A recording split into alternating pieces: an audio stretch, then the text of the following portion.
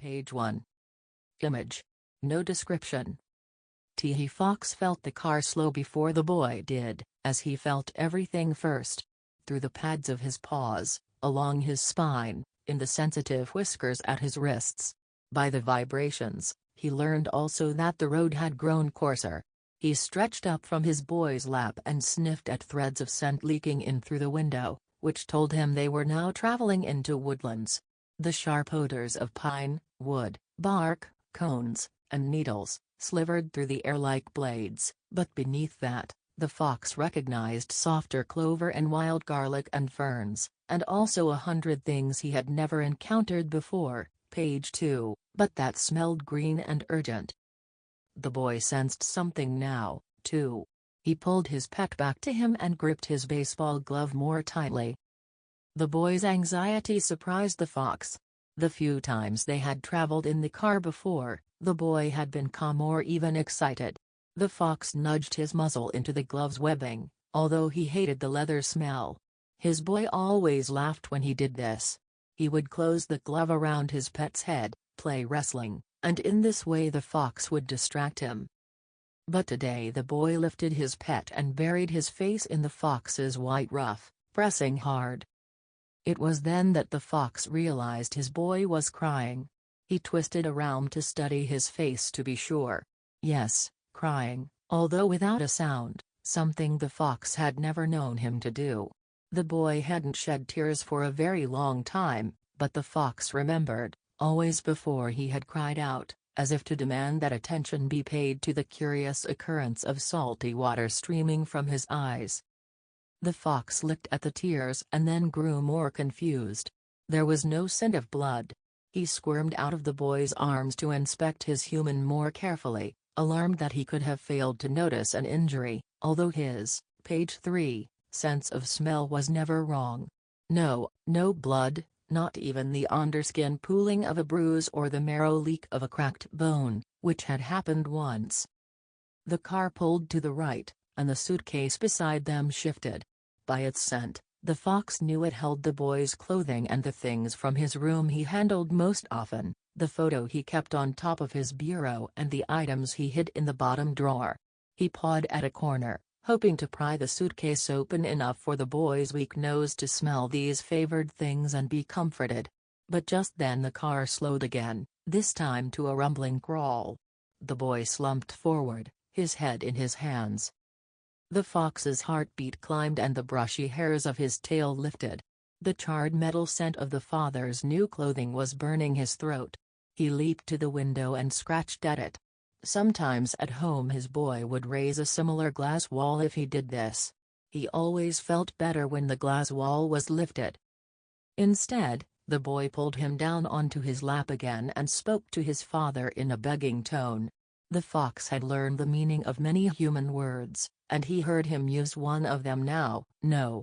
Often the no word was linked to one of the two names he knew, his own and, page 4, his boy's. He listened carefully, but today it was just the no, pleaded to the father over and over.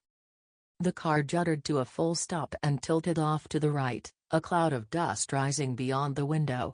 The father reached over the seat again, and after saying something to his son in a soft voice that didn't match his hard lie scent, he grasped the fox by the scruff of the neck.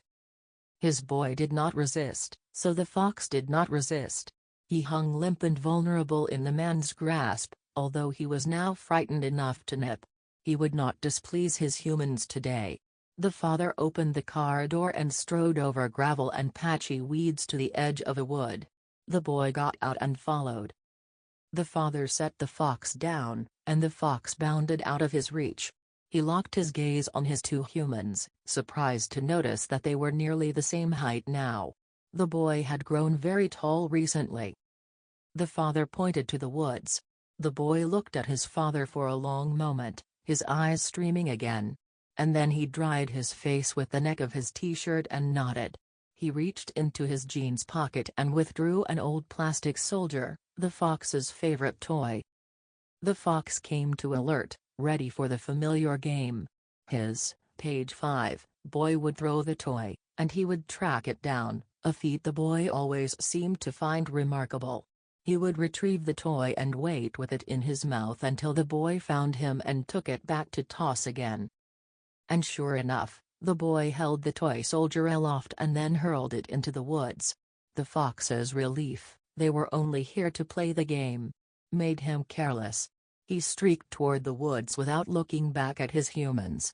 If he had, he would have seen the boy wrench away from his father and cross his arms over his face, and he would have returned. Whatever his boy needed, protection, distraction, affection, he would have offered. Instead, he set off after the toy, finding it was slightly more difficult than usual, as there were so many other, fresher odors in the woods. But only slightly. After all, the scent of his boy was also on the toy. That scent he could find anywhere. The toy soldier lay face down at the burled root of a butternut tree, as if he had pitched himself there in despair. His rifle, its butt pressed tirelessly against his face, was buried to the hilt in leaf litter. The fox nudged the toy free, took it between his teeth, and rose on his haunches to allow his boy to find him. Page 6. In the still woods, the only movements were bars of sunlight glinting like green glass through the leafy canopy. He stretched higher. There was no sign of his boy. A prickle of worry shivered up the fox's spine. He dropped the toy and barked. There was no response. He barked again, and again was answered by only silence. If this was a new game, he did not like it. He picked up the toy soldier and began to retrace his trail. As he loped out of the woods, a jay streaked in above him, shrieking. The fox froze, torn. His boy was waiting to play the game. But birds. Hours upon hours he had watched birds from his pen, quivering at the sight of them slicing the sky as recklessly as the lightning he often saw on summer evenings. The freedom of their flights always mesmerized him. The jay called again, deeper in the forest now, but answered by a chorus of reply. For one more moment the fox hesitated, peering into the trees for another sight of the electric blue wedge. And then, behind him, he heard a car door slam shut, and then another. He bounded at full speed, heedless of the briars that tore at his cheeks. The car's engine roared to life, and the fox skidded to a stop at the edge of the road. Page 7. His boy rolled the window down and reached his arms out. And as the car sped away in a pelting spray of gravel, the father cried out the boy's name, Peter. And the boy cried out the only other name the fox knew. Pax. Please respect Bookshare membership and copyright obligations in the use of this audio file. Image. No description. 8. So there were lots of them. Peter heard how stupid it sounded, but he couldn't help repeating it. Lots. He plowed his fingers through the heap of plastic soldiers in the battered cookie tin, identical except for their poses, standing, kneeling, and prone, all with rifles pressed hard to their olive green cheeks. I always thought he just had the one. No. I was always stepping on them. He must have had hundreds. A whole army of them. The grandfather laughed at his own accidental joke, but Peter didn't. He turned his head and looked intently out the window, as, page 9, if he had just caught sight of something in the darkening backyard. He raised a hand to draw his knuckles up his jawline, exactly the way his father rasped his beard stubble, and wiped surreptitiously at the tears that had brimmed. What kind of a baby cried about something like this? And why was he crying at all, anyway? He was 12 and he hadn't cried for years, not even when he'd fractured his thumb barehanding Josh Rehan's popfly. That had hurt a lot, but he'd only cursed through the pain waiting with the coach for x-rays. Man up. But today, twice.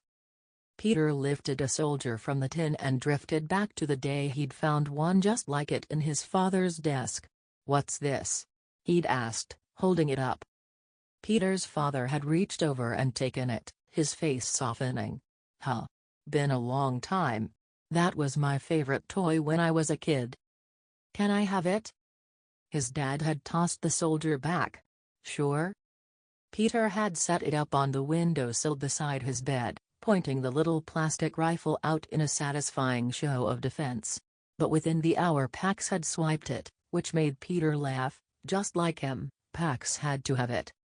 Peter dropped the toy back into the tin and was about, page 10, to snap the lid back on when he noticed the edge of a yellowed photo sticking up from the mound of soldiers.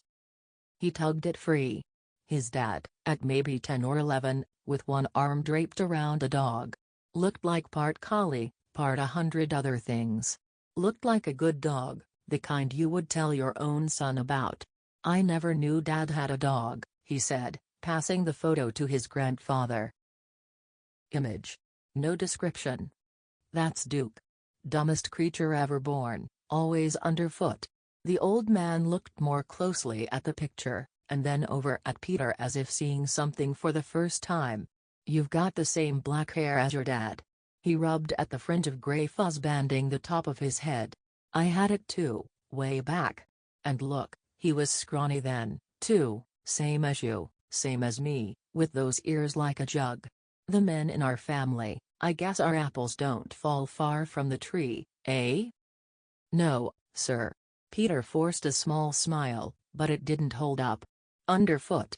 That was the word Peter's father had, page 11, used. He can't have that fox underfoot. He doesn't move as fast as he used to. You stay out of the way, too.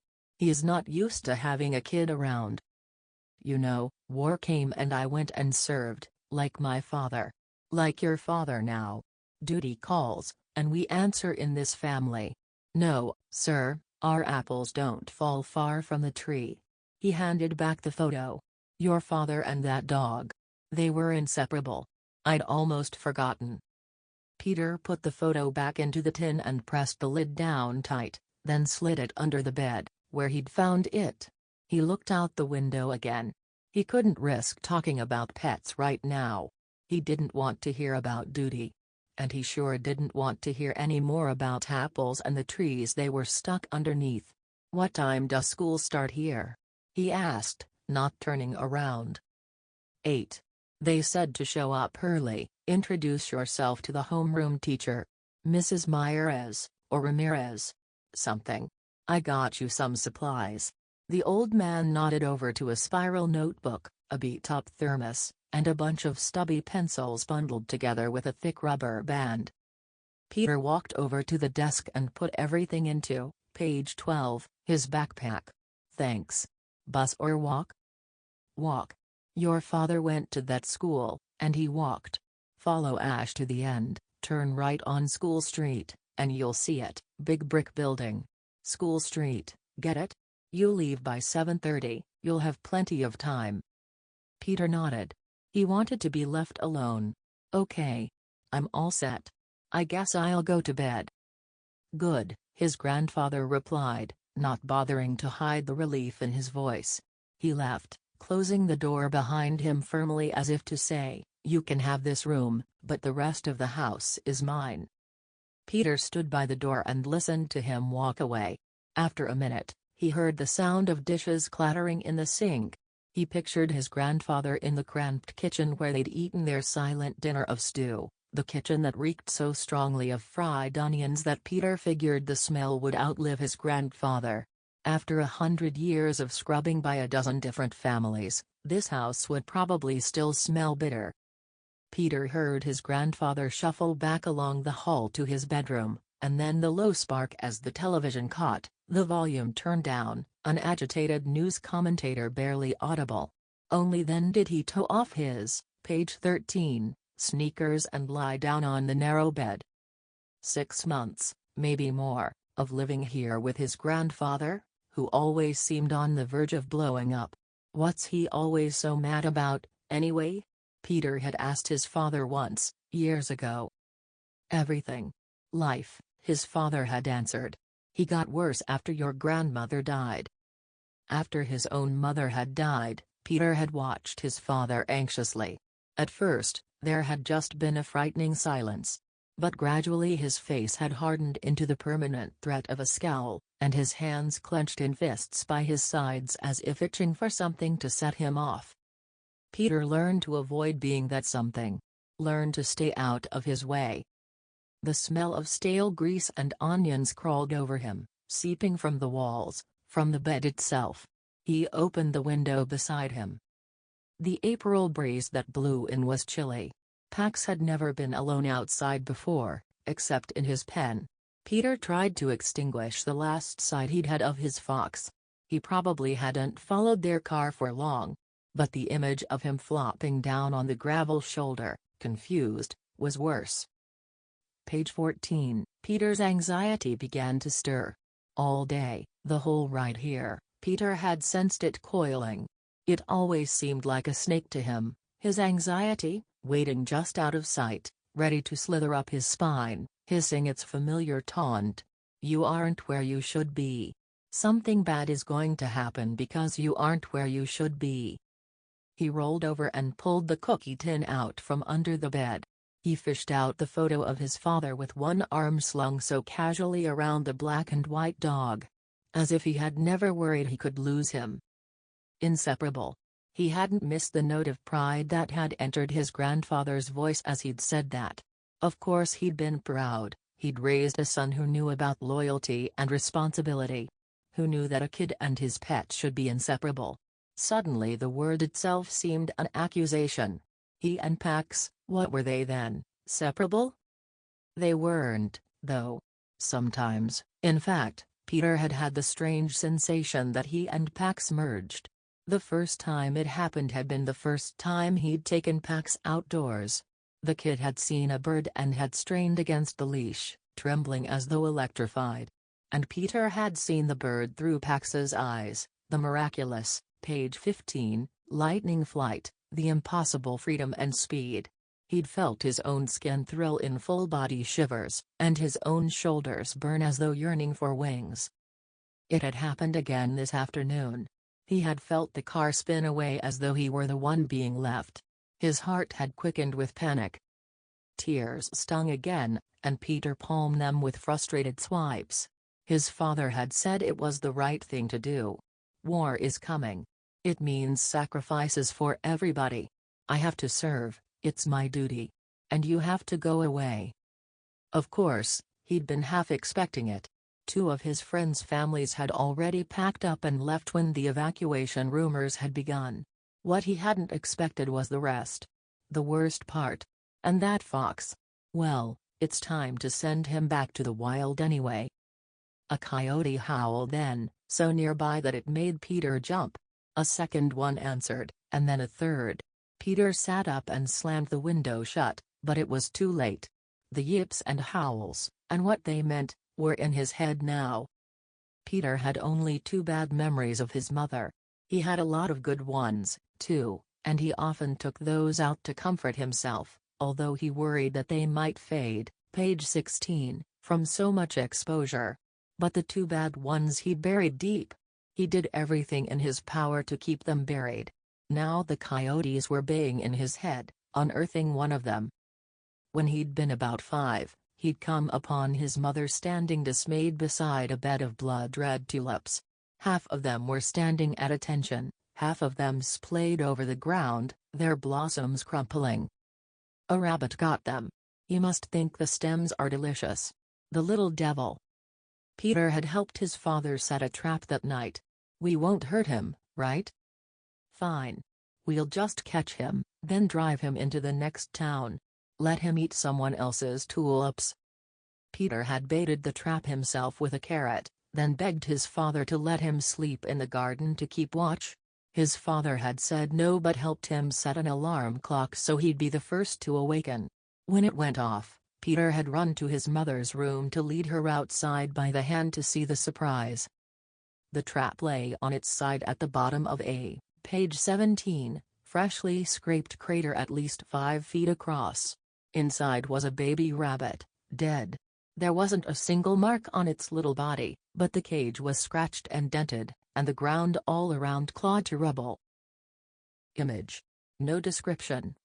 Coyotes, his father said, joining them. They must have scared it to death trying to get in. And none of us even woke up. Peter's mother had opened the trap and lifted out the lifeless form. She held it to her cheek. They were just tulips. Only a few tulips. Peter found the carrot, one end nibbled off, and threw it as far away as he could. Then his mother had placed the rabbit's body in his cupped palms and gone to get a shovel.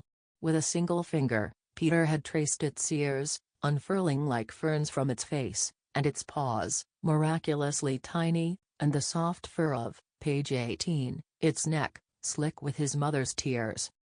When she'd returned, his mother had touched his face, which burned with shame. "It's okay. You didn't know." But it wasn't okay.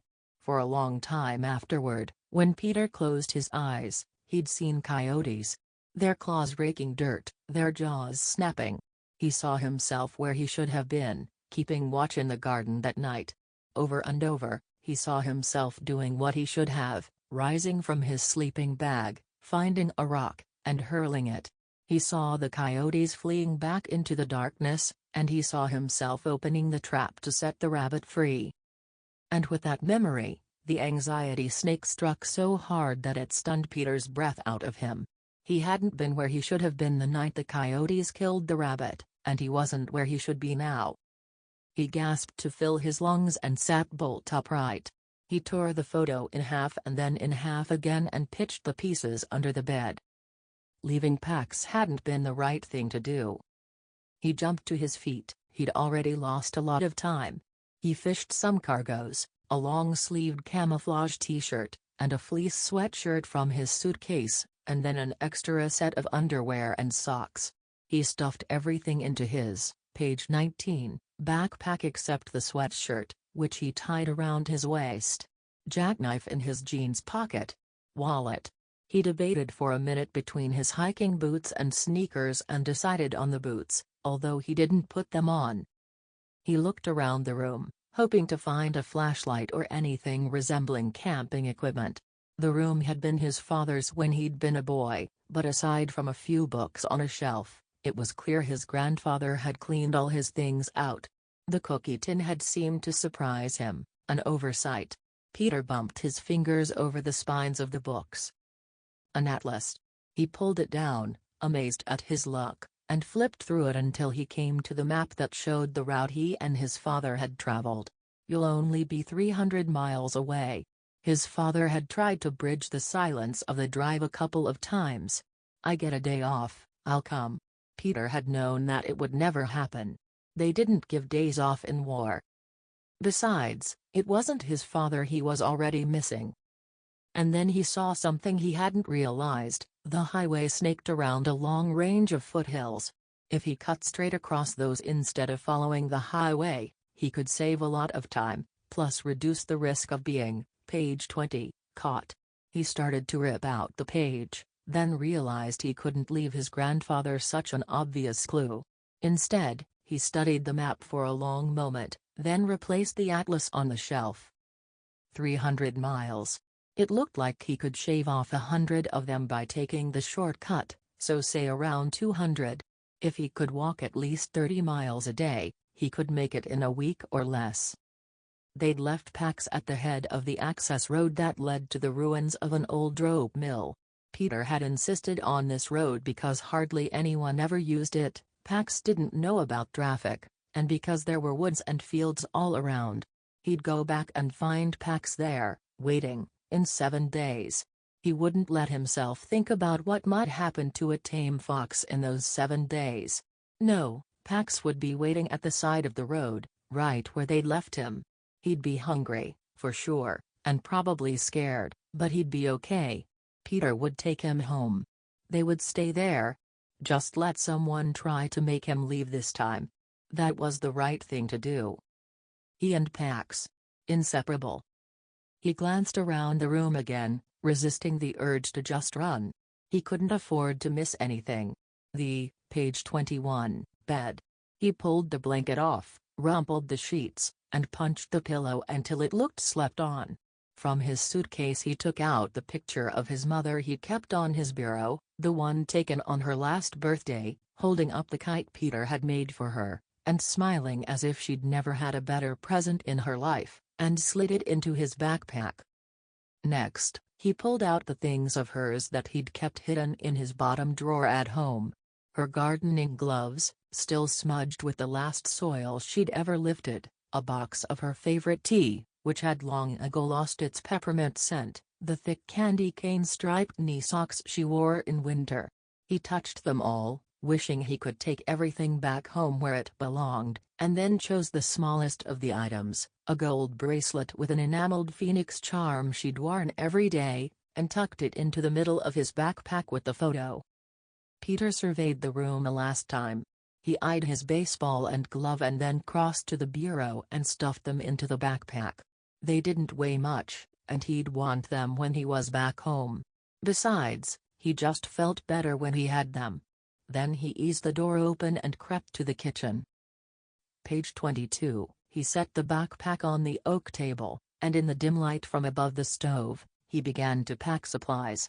A box of raisins, a sleeve of crackers, and a half-empty jar of peanut butter. Pax would come out of any hiding spot for peanut butter. From the refrigerator, he took a bunch of string cheese sticks and 2 oranges. He filled the thermos with water and then hunted through drawers until he found matches, which he wrapped in tinfoil. Under the sink he scored 2 lucky finds, a roll of duct tape and box of heavy-duty garbage bags. A tarp would have been better, but he took 2 bags with gratitude and zipped the pack. Finally he took a sheet of paper from the pad beside the phone and began a note. "Dear Grandfather." Peter looked at the words for a minute, as if they were a foreign language, and then crumpled the paper up and started a new note. "I left early. Wanted to get a good start on school. See you tonight." He stared at that page for a while, too, wondering if it sounded as guilty as he felt. At last, he added, "Thanks for everything, Peter," placed the note under the salt shaker, and slipped out.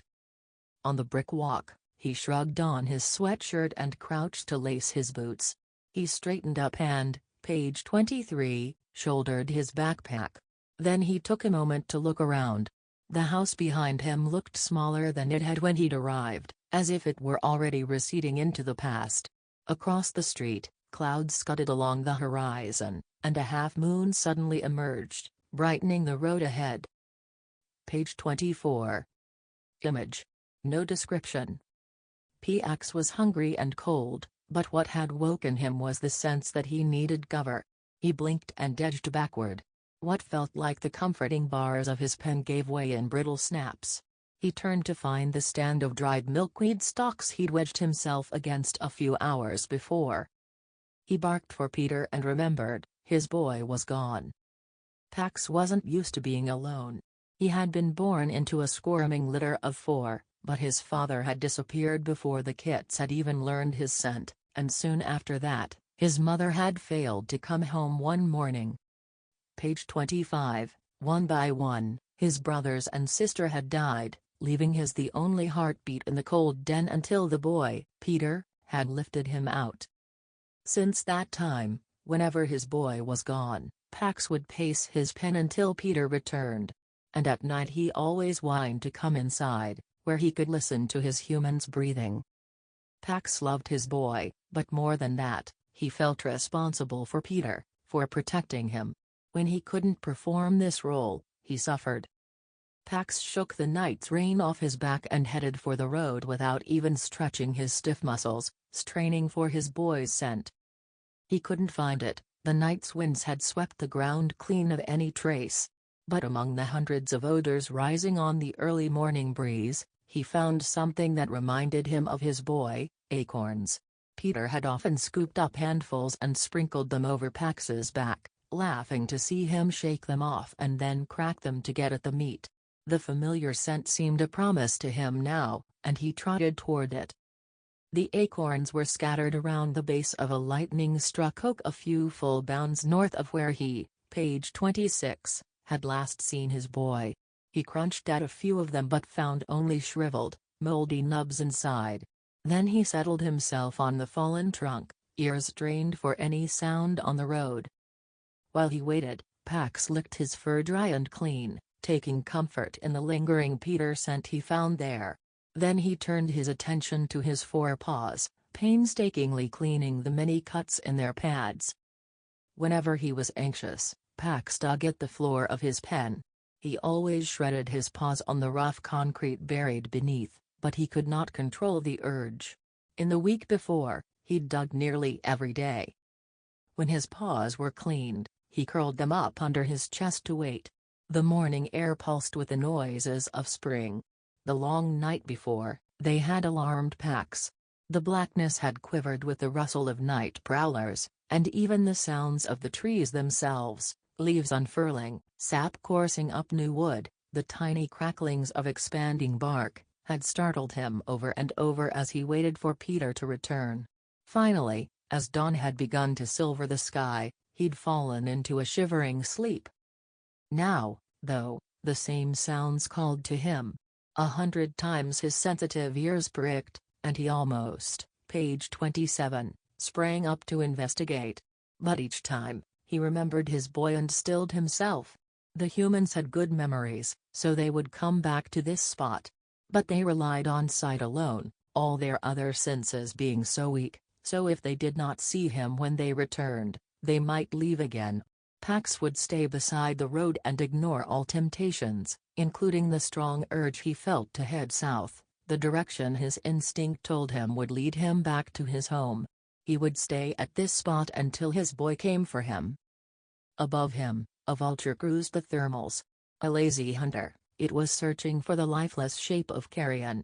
When it found the red-furred form of the fox, motionless but giving off no odor of decay, it circled lower to investigate.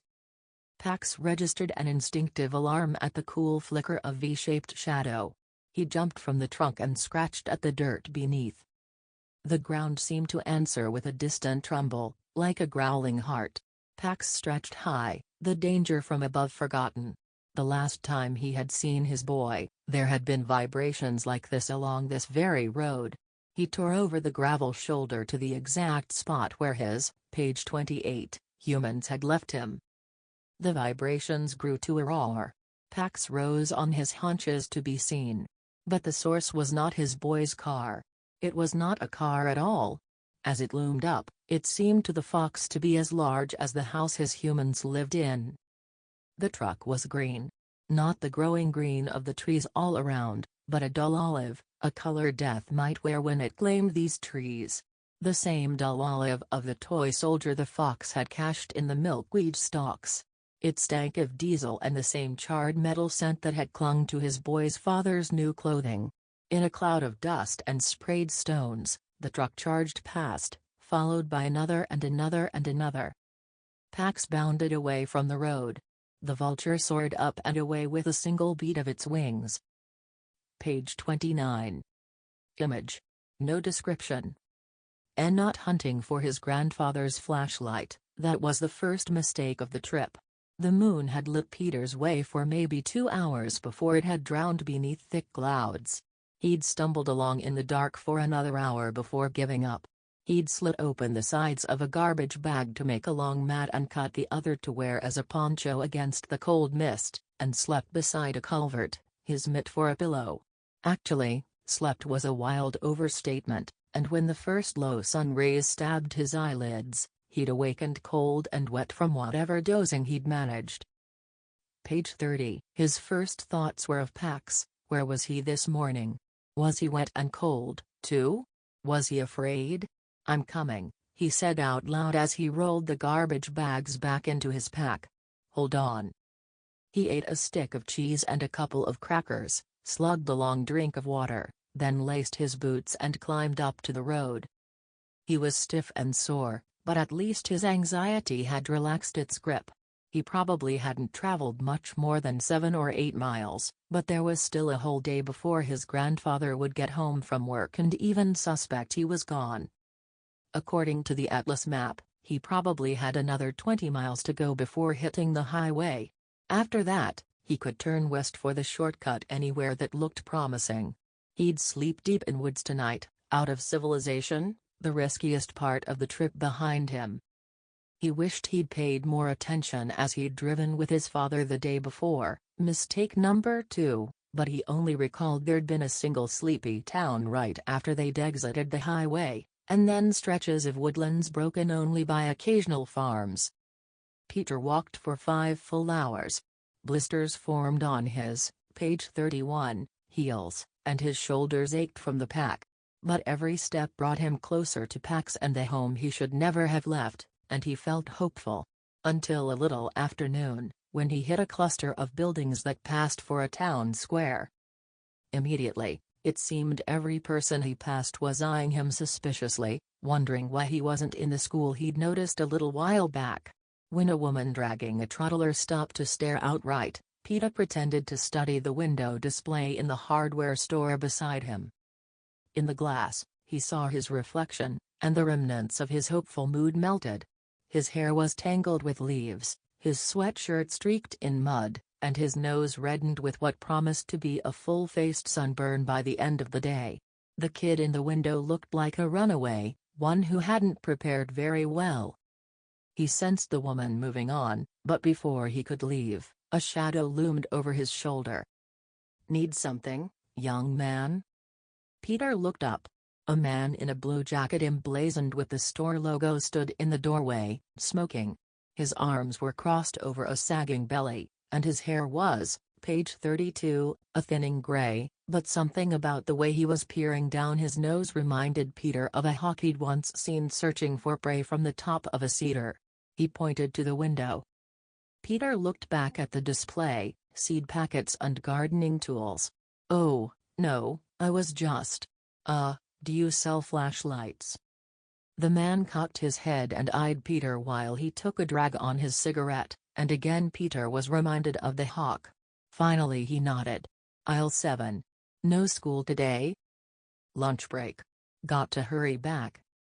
The man stubbed out his cigarette and followed him inside, hovering nearby while Peter chose the cheapest flashlight on the rack and a pack of double A's, and even shadowed him as he checked out. Outside, Peter let out the breath he hadn't known he'd been holding. He wedged everything into his pack and headed back for the intersection. "Hey, kid." Peter froze. The man had followed him outside. He yanked a thumb over his shoulder. "School's that way." Page 33, Peter waved and smiled, trying to act dopey, and changed direction. At the corner, he risked a glance over his shoulder. The man was still watching him. Peter took off, sudden trickles of sweat chilling the back of his neck. He didn't stop running until he reached the school entrance, then cut for the parking lot. All he wanted to do was hide for a couple of minutes, maybe crouch between a couple of pickups, and figure out an escape route. But beyond the parking lot and the utility buildings, he saw something a whole lot more appealing. A baseball diamond carved into the lime green spring grass. And tucked along the third base line, facing away from the school, an empty dugout. Peter stood at the top of the rise looking down at the site. He argued with himself for only a minute. He'd like to be moving, for sure, making time. But what if that guy had called the police? Hitting the road would be risky. Any time he rested he could easily make up at night, since he had a flashlight now. And he was suddenly tired, bone-dead tired. Mostly, though, it was the way the field looked so welcoming, as if it were inviting him in. Peter always felt, page 34, good on a baseball field. And maybe that was a sign. He didn't think he believed in signs, but after the Coyotes last night, he wasn't sure he didn't. Peter adjusted his backpack and loped down the hill. In the dugout, the familiar mingled scents of leather, sweat, and stale bubble gum wrapped around him like a hug. Peter hurried into his other set of clothes and rubbed a handful of clay-red dirt through his hair. When he left here, he sure wasn't going to look like any description the police might have. He filled his thermos from a water fountain, drank it all down, and filled it again. As he wriggled under the bench, he smiled, realizing that Pax would have chosen this same spot, protected, but with a good vantage point, if he wanted a rest. An hour, that was all, and then he'd cut behind the school and pick up the road again. Enough time that if the police had been called, they would lose interest. He arranged his baseball glove and lowered his head. "Just an hour," he murmured. "I won't even close my eyes." Page 35. Image. No description. His is my territory. Pax was so startled that he nearly toppled from the oak trunk he'd been drowsing on, All day he'd been keeping watch and seen nothing larger than a grasshopper, and now here was a bright furred vixen. He had never seen another fox before, but he knew, younger and smaller and a female, but fox. Instinct told him also that the way she held her ears and tail erect meant she expected his submission. "I hunt here." Pax felt an urge to run back to his crude nest and press, page 36, himself into the remaining stalks, as if retreating to his pen, but he resisted it. What if his boy came back and he wasn't here? He flattened his ears to show he meant no threat, but that he would not leave. The vixen paced over, and Pax drew in her scent, as familiar as his own, but also exotic.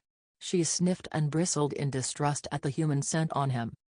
Pax had been born with that same instinct as well, but distrust is no match for kindness administered consistently and unmeasured, especially in creatures new to the world. Pax had been only 16 days old when Peter had rescued him, a fatherless, motherless curl of charcoal fur. His eyes barely opened, and it wasn't long before he'd come to trust the quiet, gangly boy who'd brought him home. The vixen poked her pointed snout in to sniff him more closely and bristled again. "The scent is my boy's. Have you seen him?" Pax shared the most important features of his human, the naked round ears, the towering legs, so improbably long that Pax always feared he would topple over when he ran, the black curled hair that grew to different lengths, then became short again. Page 37, "No humans are here, but they are approaching." Just then, Bristle's head rose as if jerked on an unseen wire. Her ears pricked, trained on a slight rustling in a nearby tuft of broom sedge. Her rear began to twitch, gathering energy. She sprang high and then, paws tight over her black nose, dived into the grass with a flash of white-tipped tail. Pax sat up, alert. In a second, Bristle's head reappeared, and in her jaws was a wood rat. She leaped clear of the grass, bit through the rat's neck, then dropped it to the ground. Orphaned before he'd been weaned, Pax had never eaten raw prey. His hunger rose at the blood scent, and so did his curiosity. He took a cautious step closer. Bristle growled, and Pax retreated to watch from a safe distance. He grew hungrier as she crunched bites. He thought of the brimming comfort of his kibble bowl, the pleasure of Peter's hand-fed treats and the ultimate reward, peanut butter. He needed to find his boy. His boy would feed him. Before he could ask about the approaching humans, Bristle picked up what remained of the rat, a single hind leg with its long tail, and stalked off with it dangling from her jaw. Pax watched as she wove her way between the grass tufts, becoming only flashes of flame and white. Leaving. He was swept by the memory of his human's car, page 38, roaring away in its stinging spray of gravel. Just before she slipped into a fringe of ferns at the wood's edge, she paused to glance at him over her shoulder. At that moment, a sharp snap from the fallen oak startled her. It was followed by a red streak of fur that hurtled from the dried foliage, flew over the weeds, and landed on her back. Pax flattened himself. He could hear the vixen's yips as she scuffled with her attacker, but they sounded more irritated than afraid. He poked his head up. Bristle pounced on a ball of fur and bit it hard.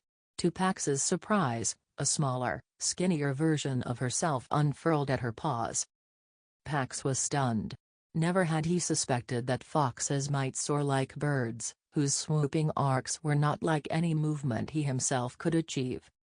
The little fox flipped to his back and gave his belly in submission, but this seemed only to make Bristle angrier, her chattering now punctuated by jabs and nips. Pax bounded over, overcome by curiosity. The skinny fox startled at the unfamiliar human scent and looked over Bristle's shoulder. His eyes widened when he spied Pax, and he scrambled to his paws. "Friendly," he announced to Pax, "brother but not littermate of the vixen. Play." Page 39. Bristle bared her teeth and snarled at her brother. "Dangerous. Stay away." Pax ignored Bristle's warning posture and met the greeting. "Friendly. You flew. Bird?" The little fox bounded back to the fallen oak, then sprang onto its trunk. One fork of the dead tree angled up. The small fox walked lightly along its length. He looked down to make sure Pax was watching. Pax dropped and tucked his paws under his chest, but it was hard to keep from leaping onto the tree to try it himself. He had climbed the walls of his pen, of course, but he'd never been higher than its 6 feet. His brush twitched. The vixen stalked a few steps away and then dropped to the ground. She rolled onto her side to gaze directly up at her brother, her love for him obvious now. He was the runt. He is small, but he's tough. I don't want him with me when I hunt. But he follows me. She tossed her head and growled at Pax, as though blaming him for her brother's play. The runty little fox stepped out along the branch, tail poised for balance, then coiled himself and leaped out over the heads of the earthbound foxes. He landed in a clump, page 40, of burdock beside the road and then burst out covered in burrs. He tore around in mad circles, as if soaring had filled him with an excessive joy that had to be spent through his legs, and then flung himself onto the ground to roll out the rest. His sister pounced on him, too close to the road. While she pulled the burrs from his coat, she scolded him for the recklessness of his flight. But Pax marveled at it. A good 5 full bounds he'd traveled without touching paws to ground. He would try the feat himself one day. When Runt managed to get to his feet, he lowered his head and nuzzled his sister. She knocked him back to the ground, only mock rough this time, and then sat on him, pinning him down. He struggled a little but never really tried to upset her, and he protested only meekly when she began to groom him. Pax settled himself a respectful distance away. After a while, her brother now properly subdued and her irritation spent, Bristle retrieved the morsel of rat and dropped it in front of him. She lay down and began to lick her paws, then to clean her face with them. Pax edged closer, so low that his belly brushed the ground. The company of these 2 young foxes drew him, page 41, whether he was welcomed or not. Bristle stretched out in a patch of slanting sunlight. Her damp cheeks glistened like the pumpkin-colored wood of the table where Pax's humans ate their food, brilliant against the white of her sleek throat. Pax looked over at Runt, who was sniffing the spot where Pax had slept. His coat markings were identical, but not as vibrant. His fur was sparse and tufty in places, and his hip bones protruded at sharp angles. He reared back suddenly and pounced in mock attack.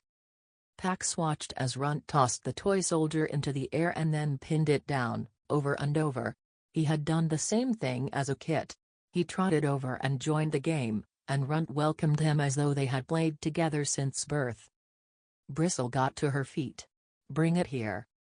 Her brother ignored her for a moment, but then, as if he had been judging the limits of his sister's patience, he loped over and dropped the toy at her paws. Bristle issued a throaty rattle at the soldier. "Human. Leave it. Home. Now," she ordered her brother. Runt leaned into Pax and braced his forelegs. Bristle sprang back to nip at her brother. "He stinks of," page 42, "the humans. Remember." Pax was startled by the image she communicated to her brother then, a cold, howling wind, a mated pair of foxes, struggling with something that reminded Pax of his pen, steel, but with jaws and clamps instead of bars. The steel jaws and the snowy ground were smeared with blood. Bristle tipped her head to assess the sky and sniff the breeze, which carried the threat of thunderstorms from the south. "Home." Runt lowered his tail and began to follow his sister. But then he turned back to Pax, inviting him to come as well. Pax hesitated. He didn't want to leave the spot his humans would return to.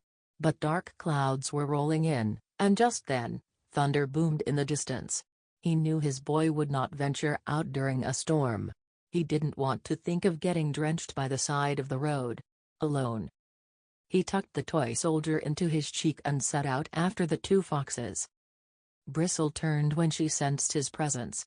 "One night only, human stinker." Pax agreed. He would follow his scent back to the road after the storm. His humans would come for him then. And once he found his boy, he would never leave his side. 43. Peter recognized the sounds before he was fully awake. The footfalls of a herd of just released kids, their hoots, the thumping of their eager fists into gloves. He scrambled out from under the bench and grabbed his stuff. Too late, 20 boys and their coach were streaming down the hill. Up at the parking lot, a bunch of adults were overseeing the dismissal, and some of them wore uniforms. His best option was to join the dozen or so kids who were already scattered over the bleachers, heads bent together in clusters of 2 and 3, and blend in when they left. Image. No description. Page 45. Peter climbed the bleachers to the top row and dropped his pack. A kid watching a baseball practice, nothing could be more normal, yet his heart skidded. Below, the coach started lobbing fungos into the field. The players were mostly the usual guys you expect to see on a ball field, all muscle and shout. Peter found the one he wanted to watch, a small kid with a straw-colored crew cut and a bleached-out red t-shirt, playing shortstop. While the rest of the players scrambled around like puppies, this kid was a statue, hands poised waist-high, eyes glued to the coach's bat. The instant Wood smacked cowhide, he sprang. Somehow he managed to reach every ball that came anywhere near his territory, even though he was so short that he looked like someone's tag-along kid brother. Peter knew he himself wasn't the kind of kid you'd expect to find on a ball field, either, and he was even less at home in the dugout with all the shoulder-punching and trash-talking. But a baseball field was the only place where he felt he was exactly where he was born to be. The feeling that brought Peter was something he had never even tried to describe to anyone else, partly because it felt too private, but mostly because he didn't think he, page 46, had the words to explain it. Holy came the closest, and calm was in the mix, but neither was exactly right. For a crazy minute, Peter sensed that the shortstop understood about that holy calm, was feeling it too, right now. The coach had taken the mound and was tossing puffballs. The batters were hitting sharp liners and grounders, and the outfielders were finally paying attention, or at least facing in the right direction. The shortstop was still the one to watch. He looked like he was stitched together with live wires, gaze steady to the play. Peter recognized that kind of concentration. Sometimes his eyes would actually go dry because he forgot to blink, so focused was he on every move of every player, and knew it paid off. Like the kid in the red t-shirt below him, Peter owned his territory on a ball field. He loved that territory right down to the cut grass, dry dust smell of it. But what he loved more was the fence behind it. The fence that told him exactly what was his responsibility and what wasn't. A ball fell inside that fence, he'd better field it. A ball soared over it, and it wasn't his to worry about anymore. Nice and clear. Peter often wished that responsibility had such bright tall fences around it off the ball field, too. Page 47. When Peter's mother had died, he'd gone for a while to a therapist. At 7 years old, he hadn't wanted to talk, or maybe he just hadn't known how to shrink that kind of loss into words. The therapist, a kind-eyed woman with a long silver braid, said that was okay, that was perfectly okay. And for the whole session, Peter would pull little cars and trucks from a toy box. There must have been 100 of them in there. Peter figured later that the woman had cleaned out a toy store for him, and crashed them together, 2 by 2. When he was finished, she would always say the same thing, "That must have been hard for you. Your mom gets in a cart to go buy groceries, a regular day, and she never comes home." Peter never answered, but he remembered a sense of rightness about those words, and about the whole hour, as if he was finally where he should be, and there was nothing else he should be doing except crashing those little cars and hearing that it must have been hard for him. Until one day, the therapist said something else. "Peter, do you feel angry?" "No," he'd said quickly. "Never." A lie. And then he'd gotten off the floor and taken a single green apple Jolly, page 48, rancher from the brass bowl by the door, exactly the way he did at the end of every session. That was the deal the kind-eyed therapist had made with him. Whenever he'd had enough, he could take a candy and the session would be over, and left. But outside, he'd kick the candy into the gutter, and on the way home, He'd told his father he wasn't going back again. His father hadn't argued. In fact, it had seemed a relief to him. But not to Peter. Had the nice therapist known all along he'd been angry that last day, that he'd done something terrible? That as punishment, his mother hadn't taken him to the store? And did she blame him for what happened? A few months later, Peter had gotten Pax. He'd come across a fox run over by the side of the road near his house. So soon after watching his mother's coffin lowered into the ground, he'd felt an unshakable need to bury the body. As he'd looked around for a good place, he'd found the den, filled with 3 cold, stiff kit bodies and one little ball of gray fur still warm and breathing.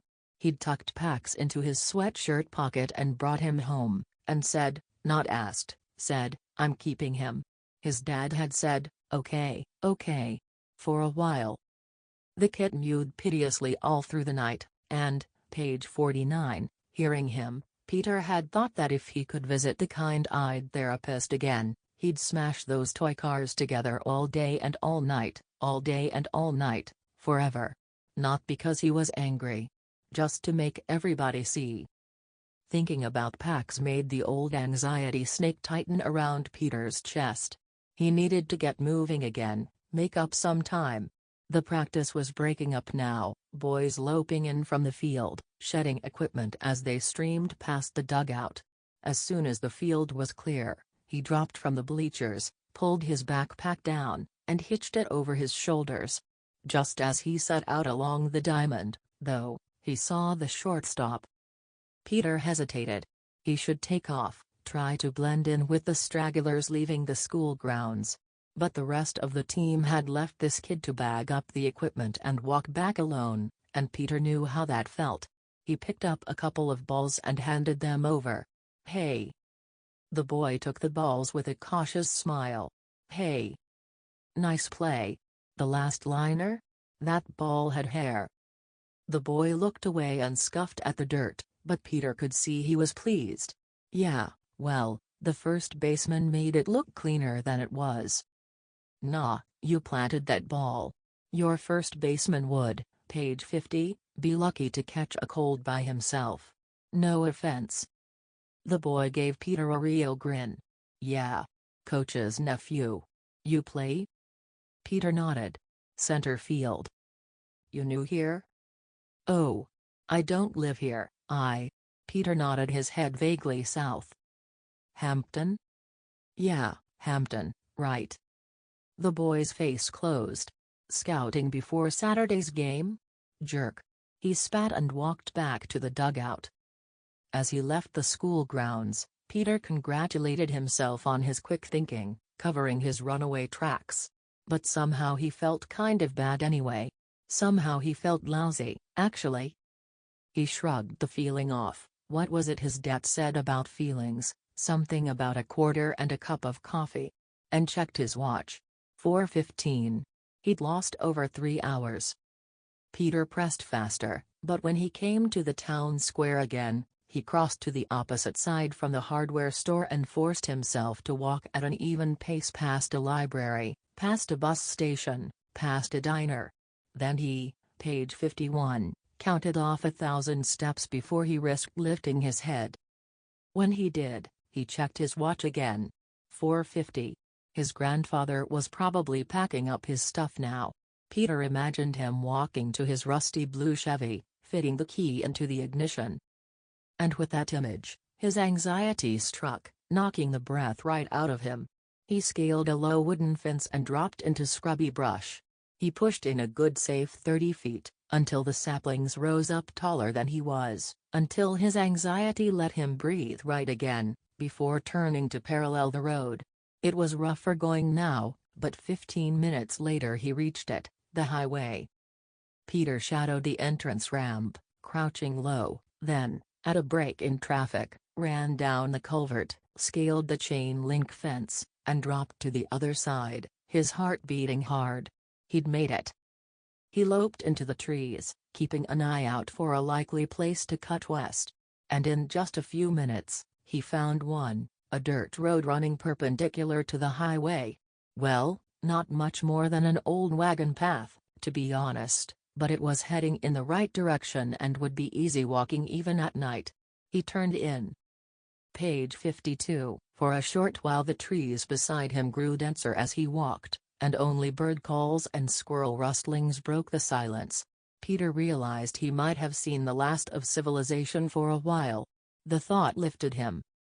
But a few minutes later the road turned a corner and began to run along an old pasture dotted with gnarled fruit trees in ragged bloom. A stone wall bordered the field, and a low barn stood at the far corner. There were no lights on in the barn, no car or truck beside it. Still, Peter's heart crashed. The barn looked freshly painted, and some of the roof shingles were the raw pink of new wood. This was the road to someone's home. Worse, it might lead to a bigger road the atlas had been too old to show. In any case, it wasn't a shortcut across the hills. Peter dropped his pack and sank into a narrow jog in the stone wall, exhausted and starving. He tugged his boots off and peeled down his socks. 2 bad blisters throbbed on each heel. They were going to kill when they broke. Peter dug out his extra pair of socks from the bottom of the backpack and worked them on over the first pair. He rested his head back against the rough stone, still giving off a little warmth from the day's sun, which was now hovering just over the line of trees, bathing the field, page 53, in a peach-colored glow. He pulled the raisins out and ate them one at a time, taking small sips of water in between. Then he opened 2 packets of string cheese and took 4 crackers from the sleeve. He ate as slowly as he could, watching the sun over the orchard, surprised to find that he could actually mark its sinking movement. How had he lived 12 years and never known this about sunsets?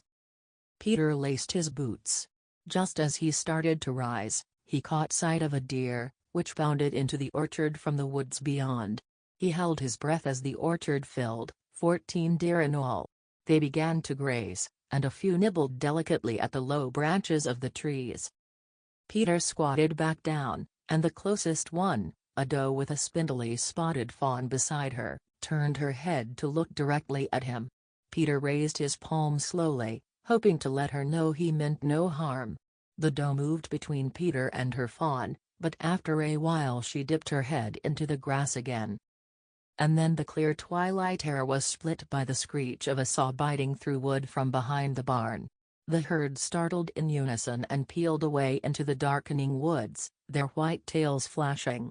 Before she bounded off, page 54, the doe sent another look straight at Peter, one that seemed to say, "You humans. You ruin everything." Peter took off. Back at the highway, half the cars had their headlights on now, and it seemed they were all trained directly on him. He ducked off the road. The ground there was spongy and smelled of peat. He was just debating about risking the flashlight when his foot sank with a splash. He grabbed an overhanging branch and pulled himself out, but it was too late. He could feel cold swamp water seeping into his boots. Peter cursed. Not bringing more socks, another mistake. It had better be the last of the trip. And then, clambering back to higher ground, he made another, much worse, mistake. His right foot caught on a root and he fell. He heard the bone break, a soft, muffled snap. At the same time he felt the sharp stab. He sat panting with the stunning pain for a long moment. Finally he pulled his foot free and unlaced his boot, wincing at each motion. He eased down the wet socks, and what he saw made him gasp. His foot was swelling so fast that he could actually see it. Peter rolled his socks back up, nearly crying out at the pain it caused, then gritted his teeth to work his foot back, page 55, into the boot before it could swell any more. He crawled to a tree and pulled himself upright. He tested his weight on his foot and nearly collapsed again. The pain was far worse than anything he'd felt before. It made the broken thumb feel like a mosquito bite in comparison. He couldn't walk. Page 56. Image. No description. Pax squirmed in pleasure at the solid, warm weight of another's body nestled against his. Half awake, he sniffed to draw in the comforting scent of his boy. Instead of human, though, he found fox. He woke fully then. Curled against him, snoring, was the vixen's brother. Runt whimpered and fluffed his tail over his snout, still asleep. Pax pulled himself up sharply. He had no practice at dominance, but the situation left him no choice. Go back to your den. When Runt tried to nestle into his chest, Pax nipped him on the shoulder. Page 57, Runt shook himself awake and rolled to his feet. He didn't duck his head in submission, and he made no move to leave. Play, his position invited instead. Image. No description. In other circumstances, Pax would have welcomed the good-natured little fox's company. But he had no interest in tangling with Bristle again, and in fact he had no interest in anything besides getting back to his humans. Pax fetched the plastic soldier he'd cached and dropped it as an offering, then warned him away again. After a final pleading look, Runt took the toy in his mouth. Pax followed him out and watched until he slipped into a hole a few tail lengths away. When the thunderstorm had hit, short but violent, with whole sheets of sky splitting open in wrathful cracks, Pax had worked his way into the shallow entrance of an abandoned den not far from the one Bristle shared with her brother before taking measure of his surroundings. Now, in the pale light of the half-moon, he, page 58, took a moment to survey them. The hillside faced south. Here the roots of the trees seemed to claw at the sandy soil like the brown knuckles of clenched fists. Tucked among them, Pax saw 3 den entrances.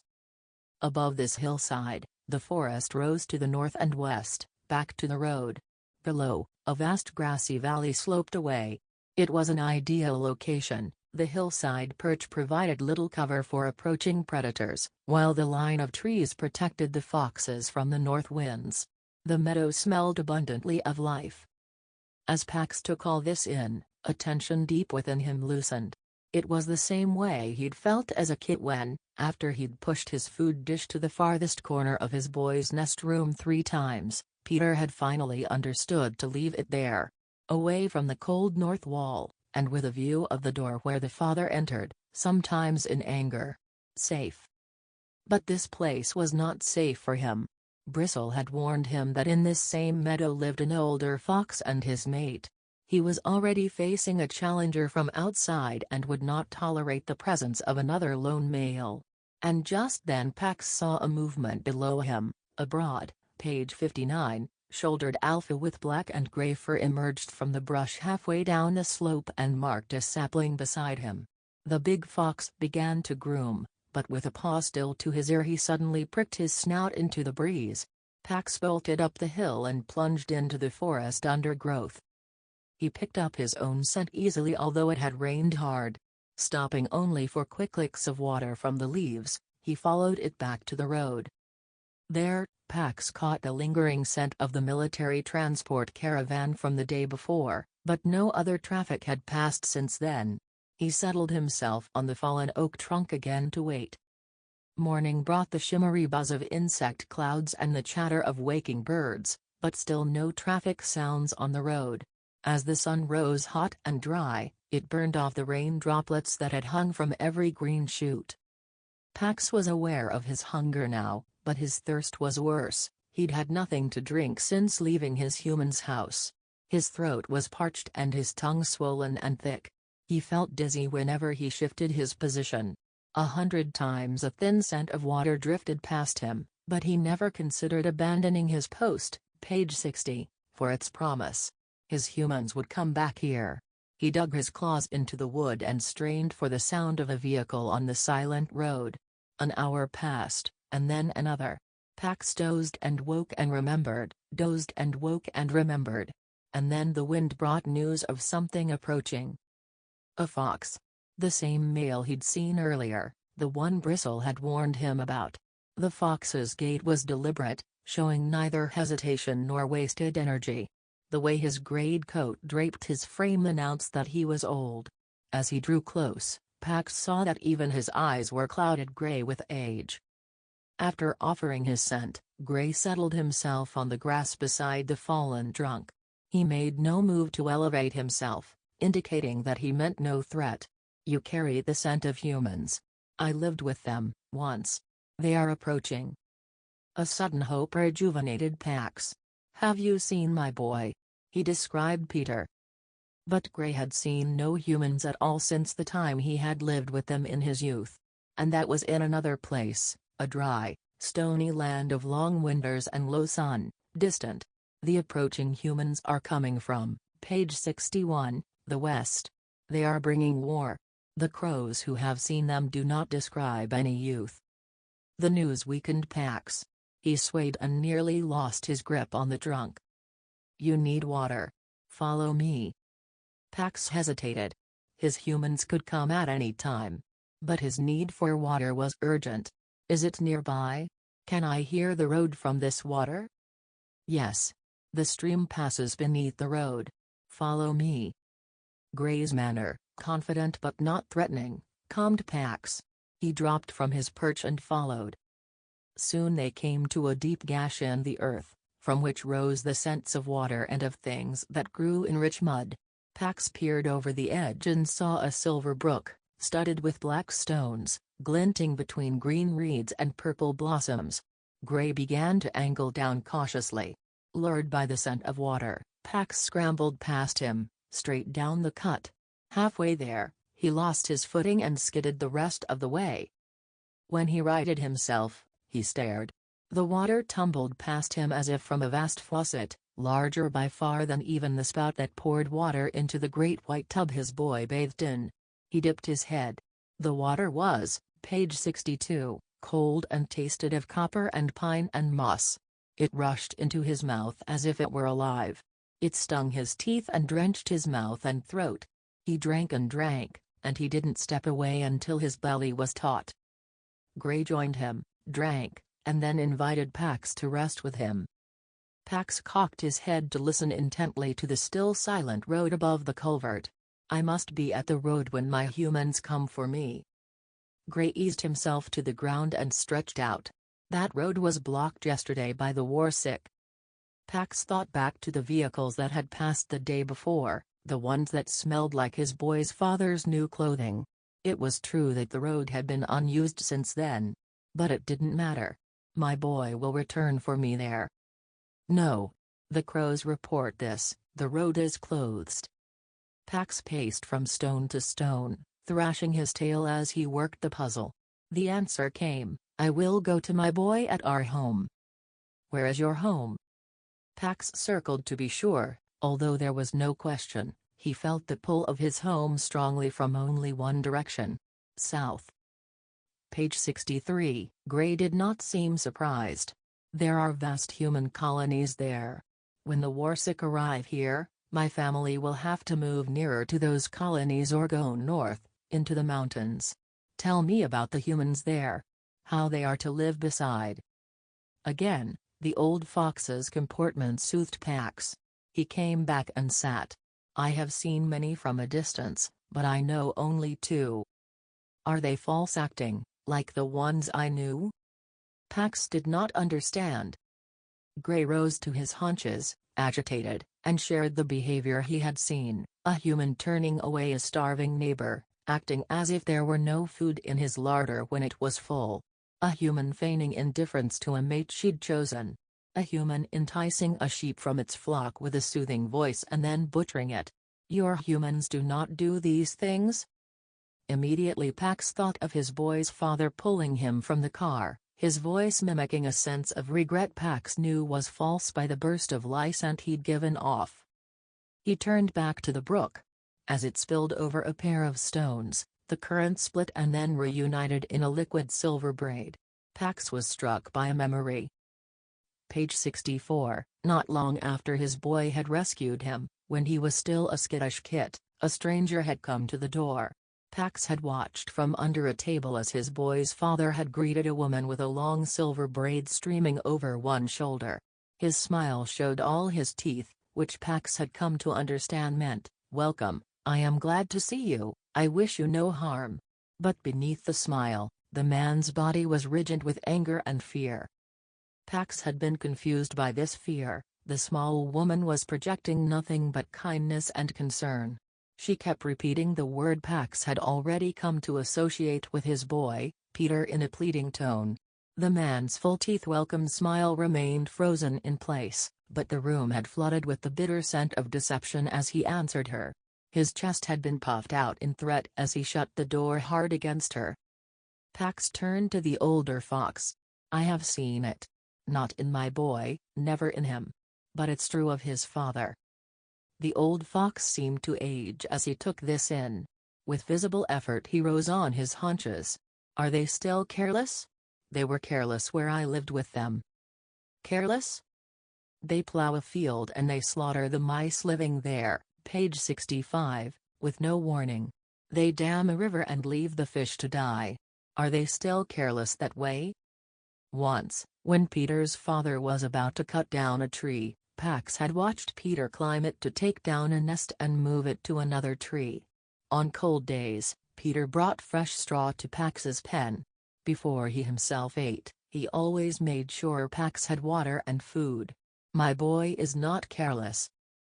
The old fox seemed relieved by this news. "But only for a moment. When war comes, they will be careless." "What is war?" Gray paused. "There is a disease that strikes foxes sometimes. It causes them to abandon their ways, to attack strangers. War is a human sickness like this." Pax jumped to his feet. "The war sick, they will attack my boy. War came to the land where I lived with humans. Everything was ruined. There was fire everywhere. Many deaths, and not only of the war sick, the adult males. Children, mothers, elders of their own kind. All the animals. The men who were sick with the disease spilled their chaos over everything in their path." "This same thing is coming?" Gray raised his head in a howl that turned the air itself, page 66, to sadness. "West of here, where the war is already, where the humans are killing each other, the land is completely ruined. The crows carry the news. The rivers are dammed. The earth is scorched bare, not even briars will grow. Rabbits and snakes, pheasants and mice. All creatures killed." Pax leaped to the path. He would find his boy. Before this war came. Gray followed. "Wait. I will travel south with you to search for a new home. Follow me back first." "Back to the meadow?" "No. The vixen warned me not to return." "The vixen will never welcome you, because you have lived with humans." Pax then caught a quick flash of the same scene he'd watched pass between the vixen and her brother, a cold, howling wind, a mated pair of foxes in great distress, a cage of steel clamps, blood-staining snow. And then, abruptly, nothing. "But she's not dominant. Follow me back. We will rest and eat, then leave tonight." 67. Tee sound Peter most loved in the world, the leather-to-leather smack of ball and glove, was so real in his dream that he smiled as he opened his eyes. And then yelped in shock. A woman stood over him, tossing a baseball into a glove. She wore patched overalls with faded bandanas knotted along the straps, and her hair was a spiked mess that shook as she cocked her head to study him. He scrambled backward along rough wooden floorboards, crying out again, this time at the pain shooting up from his right foot. It all came back fast. In, page 68, rising panic, he looked around for his pack. There it was, behind the woman, its contents strewn across the floor. She came closer and thumped the ball into the glove a little harder. His ball, and his glove, Peter realized. The ball that had been in his pack. The glove he'd been sleeping on. He strained up. "Hey. That's my stuff. What are you doing here?" At that, the woman threw back her head and barked something between a laugh and a snort. She pitched the ball and glove away and crouched down to eye him, one hand wrapped around a clutch of feathers she wore on a rawhide strip around her neck. This close, Peter could see that she wasn't as old as he'd thought. Not much older than his father, anyway. A single gray streak bolted through her hair, but her skin was smooth. When she narrowed her eyes and snapped her fingers at his face, it dawned on him that the woman might be crazy. "No. No, no, no. This is my barn you broke into, so what are you doing here?" would be my question. Peter scooted back. Crazy or not, The woman standing over him had a wall full of hatchets and scythes behind, page 69, her, and he was 1 foot short of a running pair. Okay, right. I hurt my foot last night. I'd passed your barn, and I needed a place to stay, so, look, I'll go. Not so fast. What do you mean, you passed my barn? This is private property and I'm in the middle of nowhere.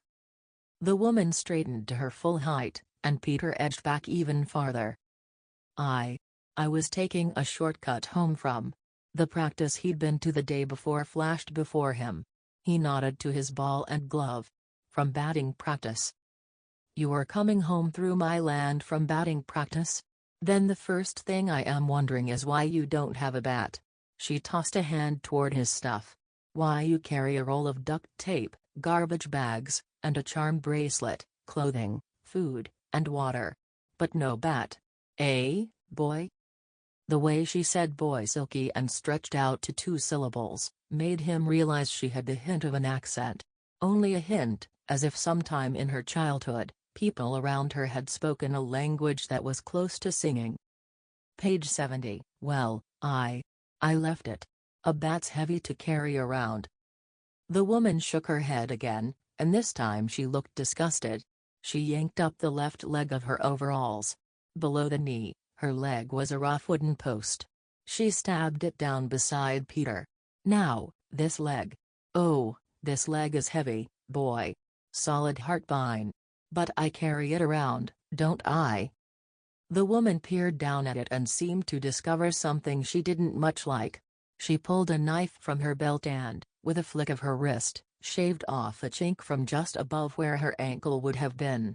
Then she straightened to face Peter again, the knife jabbing directly at him.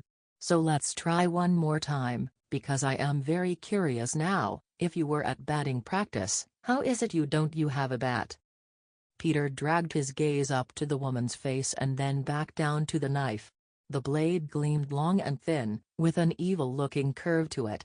She was probably crazy, all right. Probably worse. His heart stuttered in his chest, and his mouth was a desert, but he managed to answer. I don't own one. The woman flashed half a grin and a quick wink. Better. Yes, that has the feel of truth. What's your name? Page 71, Peter told her. So, no bat Peter, what's this about your foot? Peter kept his eyes on the knife as he peeled the sweatshirt from his foot. The pain of just that slight movement shocked him. Shudders racked him, and for the first time he realized how cold he was. I twisted it. The woman crouched down, her wooden leg angled out awkwardly. Peter looked away. Don't move. Before he could even register what was happening, the woman slipped the cool blade of her knife inside his sock and with a quick stroke, slid it open. He pressed his lips together to keep from crying out. His foot was as dark and swollen as an eggplant. You walked on this? Peter pointed to the branch beside him. I broke it off. Made a cane. His finger was shaking. He dropped his hand. The woman nodded again and then cupped her hands around his heel. I'm going to move this around, she warned. You ready? No. Don't touch it. But the woman began to probe his foot, calling, page 72, commands. Move your big toe. Now all of them. And the foot, side to side. Peter winced at the pain, but he did everything she asked. You're lucky, she said, setting Peter's foot down onto his sweatshirt. A non-displaced fracture of the 5th metatarsal. That's a single clean break in the outermost bone of the foot. Lucky? How is a broken bone lucky? The woman reared back, slammed her wooden leg down near his hand, and then stabbed her blade into the wood. Oh, I don't know, let's see, how is only a broken bone lucky? Okay, I get it. Sorry. She tugged the knife from her leg and pointed it at him. You're young. You'll be in a cast for maybe 6 weeks, heal just fine. How do you know this stuff? Are you a doctor or something? I was a medic. Another life. The woman hoisted herself up and looked down at Peter as if she'd just put it together. A runaway. She crossed her arms over her chest and cocked her head at him. Yes? Are you running away? Page 73. No. No, I was just out hiking. She clapped her hands to her ears and frowned. I'm sorry, I couldn't hear you. My lie detector was going off. Try again. Are you running away from home? Peter sighed. Not exactly. Then what, exactly, were you doing last night passing through my land with your extra clothes and your supplies? No bat, Peter? Well, I'm not running away from home, I'm running away to home. Oh, that's a twist. Continue. Peter looked out the window over the workbench. Tall pines pierced a pale morning sky, and a bunch of crows argued noisily in the top branches. If there were a story he could tell that would get him out of this barn and back on the road to Pax, he would tell it. He would disappear into that day, fractured fifth metatarsal and all. But if such a story existed, he couldn't think what it was. He slumped against the wall. The war. It's heading for our town. They'll take the river. My dad had to go serve. My mom died, so it's just us. So he brought me. How old is this father of yours? What? He is 36. Why? Page 74. Then he didn't have to do anything. If there's a draft, it's for 18 to 20-year-olds. Still kids, easy to brainwash. So if your father went, he volunteered. It was his choice. Let's start this story off with the truth. That's the rule around here. Okay, sure. He chose to go. And he brought me to my grandfather's, and you didn't like it there. That wasn't it. It was. Could you put that away? The woman looked down and seemed surprised to find the knife in her hand. Such bad manners, Vola, she chided herself. We've forgotten how to behave with a guest. She tossed the knife onto the workbench. Go on. Okay. I had a fox. I have a fox. We turned him loose. We left him on the side of the road. My dad said we had to, but I should never have done it.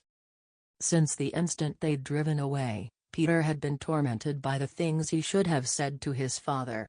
They all came rushing out now. I raised him from a kit. He trusted me. He won't know how to survive outside. It doesn't matter that he's just a fox, that's what my father calls him, just a fox, as if he's not as good as a dog or something.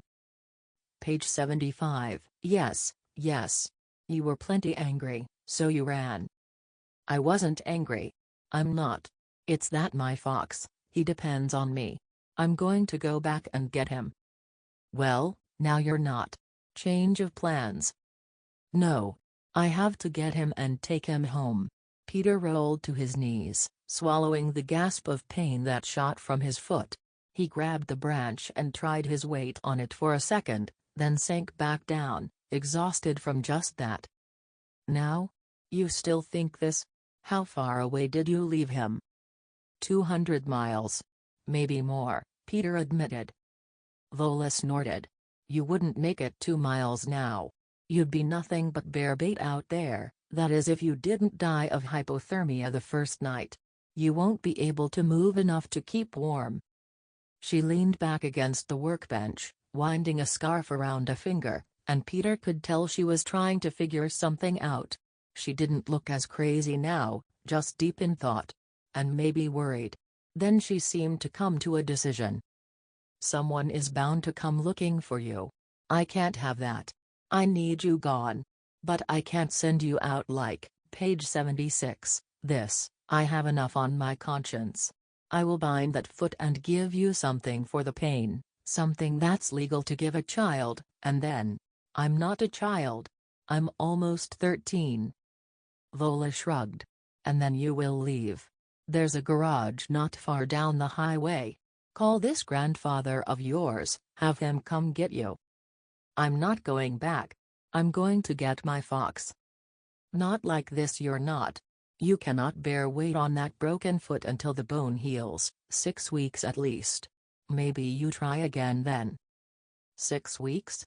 No, that would be too late. My fox. Remember, boy, I know a little something about traveling on one leg. To get around before that bone heals, you'd have to learn to carry yourself from your shoulders and your arms. You'd have to become strong in new ways. Almost impossible for an adult, never mind a child. I'm not a child. Vola swept up a silencing hand. So you will go back now and have that broken bone set. But first I will bind it for you and fix you something better than that branch to walk with. Vola pushed herself off the workbench and left the barn. Page 77. Peter watched her disappear down a pine-framed path, rolling with a limp so deep that it looked painful. Then he crawled across the floor and stuffed his belongings back into his pack. He pulled himself up to the workbench. The effort made him dizzy, and he had to white-knuckle the wood until his head cleared. His foot throbbed fiercely when he was upright, and by testing it slightly he knew he wasn't going to be able to walk on it. Vola would bind it, though. He'd be able to walk on it then. He had to. He hoisted himself onto the bench to wait. He hadn't been able to see much of the barn the night before, even with the flashlight. Now he took it in. The floor was swept bare, with bags of seed and fertilizer stacked neatly by the door. The place smelled of clean hay and wood, and not of animals, although he could hear chickens nearby. The workbench took up a whole gable wall of the barn. It was lined with small tools and pieces of wood. Opposite, dark against the bright rectangle of the doorway beside it, draped burlap covered a bunch of things mounted on the wall. Another convulsion of shivers shook him, this time not from cold. The covered mounds were shaped like human, page 78, heads. Any number of perfectly harmless things could be hanging on a barn wall, but what they really looked like were human heads. Image. No description. His throat went dry and his heart began to kick hard. He'd been stupid and careless. Probably the crazy woman was going to let him go. Why wouldn't she let him go? But maybe she wasn't. He found the knife she'd left and wrapped his palm around its smooth grip. Vola had the upper hand in whatever was going to happen between them, but that didn't mean he couldn't defend himself. He slid the blade into his pocket just as she appeared in the doorway. "Drink this." She handed Peter a mug and set a bowl beside him. Peter sniffed at the mug. "Cider. There's a measure of willow bark in it, so drink it all." Page 79. Willow bark? Aspirin in the wild. Peter put the mug down. He wasn't going to drink a crazy woman's brew. "Suit yourself." Vola took up the bowl, began stirring the green paste inside with her finger. "What's that?" "Poultice. With arnica for the bruising and comfrey for the broken bone." She gestured for him to prop his foot on the bench. The poultice felt cool and soothing as she eased it over the hot, tight skin. She untied a bandana from her overall strap and wrapped it around his foot, binding it with a second scarf so that it felt secure. Then she straightened up, wiping her hands on her overalls. "How tall are you?" 5'3". "Why?" Vola didn't answer. She rummaged through a stack of lumber, brought several long, narrow pieces over to a pair of sawhorses, and began sawing them into paired lengths. The cut wood smelled fresh and clean. As she nailed short boards across the tops of two longer ones, Peter understood. Crutches. She was making him a pair of crutches. The knife he'd stolen grew heavier across his thigh. Page 80. In a few minutes, Vola had angle-braced the top boards and screwed on hand rests. She measured the crutches against him, then sawed an inch off the bottom of each. Then she rolled out an old tire from the corner of the barn. She went to her workbench. She scanned its length. Peter's cheeks burned as she turned to him. "Did you take my knife?" Her voice had turned dangerous, like something that could burst into flame and peel the roof off the barn.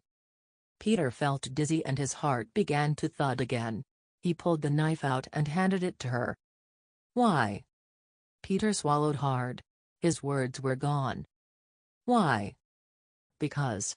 Okay, because I was afraid you might kill me." "Kill you?" She eyed him hard. "What? Because I live out in the woods, that makes me a murderer?" Peter raised a shoulder toward the wall of bladed tools. My tools? I have 20 acres of trees to care for. And I'm a wood carver. You thought they were weapons? Peter looked away, ashamed. Page 81. Look at me, boy. He turned back. Maybe you are not wrong, she said, locking his gaze. Maybe you see something. Maybe I am. She raised her hands slowly, pinched her fingers together in front of Peter's face, then suddenly flicked them open. Boom. Dangerous, like that. No warning. Peter flinched. No, I'm sorry. I was wrong. Vola shot a palm at him and spun away. She cut 4 strips of rubber from the tire, then wrapped them around the crutch tops and grips and secured them with twine in silence. She held the crutches out. Peter placed one under each arm and eased himself to the floor. It was an immediate comfort to be upright and balanced, with his injured foot safely tucked up. Take your weight on your palms. Lift yourself, don't hang. Plant the crutches, then swing through. Peter began to thank her, but Vola cut him off again. At the end of my road is the highway. Head left, and in a quarter of a mile you'll come to a gas station. You figure it out from there. She helped him into his backpack and then turned away, picked up a block of wood, and began to shave off slices as if he were no longer in the barn. Page 82. Peter tried a step toward the door. He wobbled a little, but not much. That was a hop, Vola said without looking up. I said swing through. Now, get out of here. For a moment Peter didn't move. He didn't know where he was headed, only that it sure wasn't back to his grandfather's. Vola turned and leaned toward him, pinched her fingers together, and shot them out at him again. Go. While you're still safe. Page 83. Image. No description. Approaching the meadow from the forest above, Gray stopped suddenly, nose in the air. Again. He lifted his muzzle to test the scent more carefully. Stronger. Pax, already hesitant, tensed. Gray hurried to the edge of the trees. A loner is challenging me. He wants this territory, but his display is for the young vixen's benefit. She will choose a mate this winter. Pax followed and took in the scene below him. 4 foxes dotted the meadow. Bristle and Runt stood together, their black-tipped ears pricked forward warily toward the other 2, who faced each other on a ledge of rock, halfway, page 84, down. One of these was a vixen, darker than Bristle and big-bellied with kits. The other was a large male with rough, tawny fur. His hackles were up and his left ear was split. Gray barked to announce his presence. The challenger spun off the ledge, an arc of blood spraying from his ear, and bolted down the meadow. Gray picked his way down the hillside, Pax following. As Gray passed Bristle and Runt, his very presence seemed to calm them, as if he were an unseen hand stroking their backs. As soon as he passed, Runt danced his excitement at seeing Pax, but Bristle curled a lip and hissed. Pax hurried after Gray. When Gray climbed to the ledge beside his mate, Pax dropped to its base and sat, respectful. Gray's mate greeted him with affection. Then she shared news. The wind this morning was from the west. It brought the scent of fire. We must move soon. She looked out at Pax. The outsider smells of humans. Bristle and Runt edged closer, ears cocked toward Gray's response. He is returning to the humans he lived with in the south. I will travel with him to search for a suitable place to move. He and I will rest, then leave tonight. Behind him, Bristle growled again and Pax felt the, page 85, urge to run. His boy, he wanted only to find his boy. But instinct told him that he needed rest and food first. He signaled his agreement, and then Gray and his mate glided silently into the green meadow. Runt bounded over and tumbled into Pax. He dropped the toy soldier from his cheek, inviting Pax to play. Bristle jumped between them and swatted the toy away. Humans. Remember the danger. Runt retrieved the toy and displayed it between his teeth, defiant. Pax sensed that Runt was now in more trouble than before, and that he was the cause. He'd felt that way often with his boy and the father, and one of his strategies had been to disappear if that would protect his boy from the man's anger. He backed away, but Bristle was not satisfied. "Stay away from the human stinker," she warned her brother. "Remember the danger." Pax took a step closer. "My humans are not dangerous." Runt seemed alarmed by this, as if Pax had issued a challenge. He darted uphill toward his den entrance, but his sister was quicker. She blocked him, and when he tried to slink away in another direction, she restrained him with a heavy paw until he stilled in defeat. Page 86. All humans are dangerous.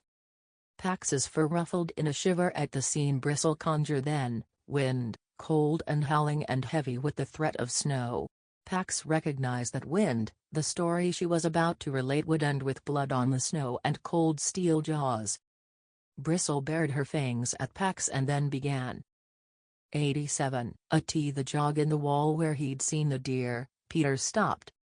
There was blood already. He'd stumbled and ripped open the tender web of skin at the base of his thumb on a jagged splinter, and buckets of sweat. His arms trembled from the strain of lifting his weight for only these few minutes, his palms already raw on the rubber grips, and the throbbing in his right foot menaced like thunder, but none of that was what was wrong. It wasn't even the prospect of returning to his grandfather's grim house. He was going in the wrong direction. Page 88. He wheeled around. He stabbed the ground and swung over it, stabbed and swung, until he planted himself in the doorway of Vola's barn again. He drew himself up tall. "No." Vola's head snapped up. She shot him a warning scowl, but on her face Peter read a flash of something else: fear. "I'm not going back," he said, more firmly. "Whether you help me or not, I'm going to get my fox." "Help you?" Peter moved to the bench and hoisted himself up. "Teach me. What you said about moving from my arms, about getting strong. You learned how to get around on one leg, teach me. You were a medic. Set my bone. Please. I'll do whatever you tell me to." He picked up the cider and drank it down to show his trust. "Then I'll leave. But even if you won't help me, I'm going to get him." Vola put her hands on her hips and lowered her head to eye him. "A tamed fox, set loose in the wild? You know he might be dead, don't you?" "I know. And it would be my fault.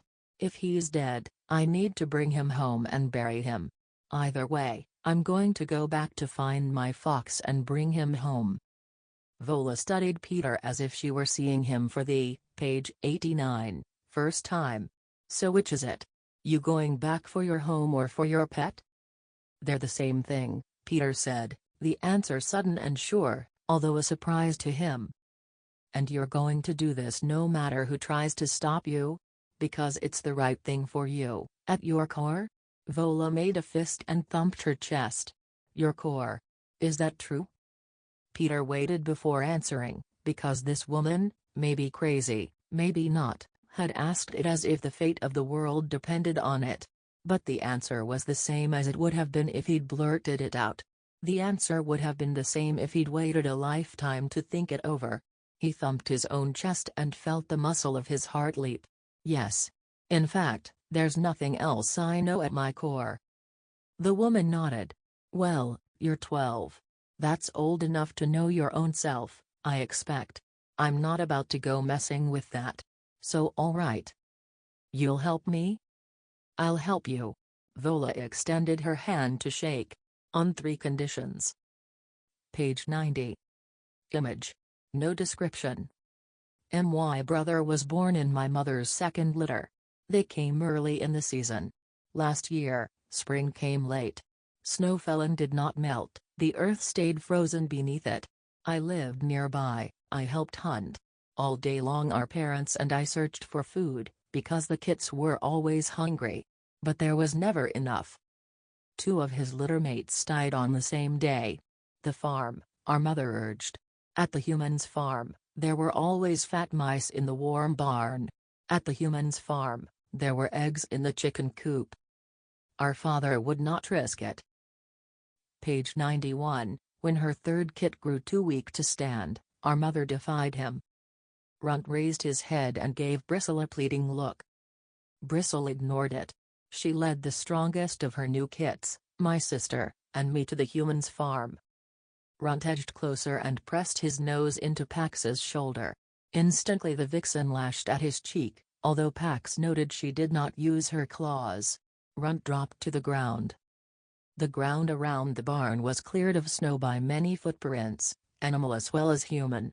The air was rich with the smell of rodents. Our mother headed for a gap in the wooden boards near the base, with us a few tail lengths behind. Just before she reached it, steel jaws sprang out of the earth with such speed that the air snapped. Our mother screamed. The clamp held her front leg. The more she thrashed, the deeper the metal cut. She began biting at her leg to free it. Every time we tried to come near, she ordered us away. Our father appeared. He had followed our tracks. He chased my sister and me back into the brush and ordered us to stay there. Then he set to helping our mother. The scene she conveyed was of two foxes, bonded by both an old love and a new fear, the fear so terrible that, page 92, their eyes rolled back in their sockets, so vivid that Pax could smell its sharp scent. Runt began to whimper, a piteous sound that made Pax want to comfort him, but Bristle warned him to keep away. A human came then, with a stick. Both our parents screamed at us to run home. We stayed. We saw. The human raised the stick, and in front of our eyes our mother and our father burst into blood and fur and shattered bones spattered over the snow. Runt whined and backed away toward the den again, and again Bristle stopped him. My sister and I could not leave our parents' bodies. Darkness fell and the next day came, and still we hid in a pile of wood beside the barn. Finally we set out, but that night it began to snow. The snow blotted out all sound and scent. Lost, we crawled under a sweep of pine boughs, and I curled myself around my sister, who was so much smaller. In the morning, she died. When the snow stopped, I saw that we had sheltered beneath the great pine at the top of our ridge. We had been within sight of home. The image she shared then, her sister's frozen corpse at the base of the mighty pine, seemed to exhaust her. Page 93, why do we have no family, brother? Runt turned to Pax. Because of the humans, we have no family. Bristle turned her golden eyes on Pax, inviting a challenge. If he could have, he would have made her know every kindness of every day with his boy. But the hatred she had for humans was deep and fair. Instead, he offered his cheek in sympathy. Bristle turned away and ordered her brother into the den. 94. Why you coming in, or am I just holding the door open for the flies? Peter dropped his pack. He rebalanced himself on the crutches and stared at the log cabin. These trees grew here. It hadn't been a question, but Vola nodded and pointed uphill.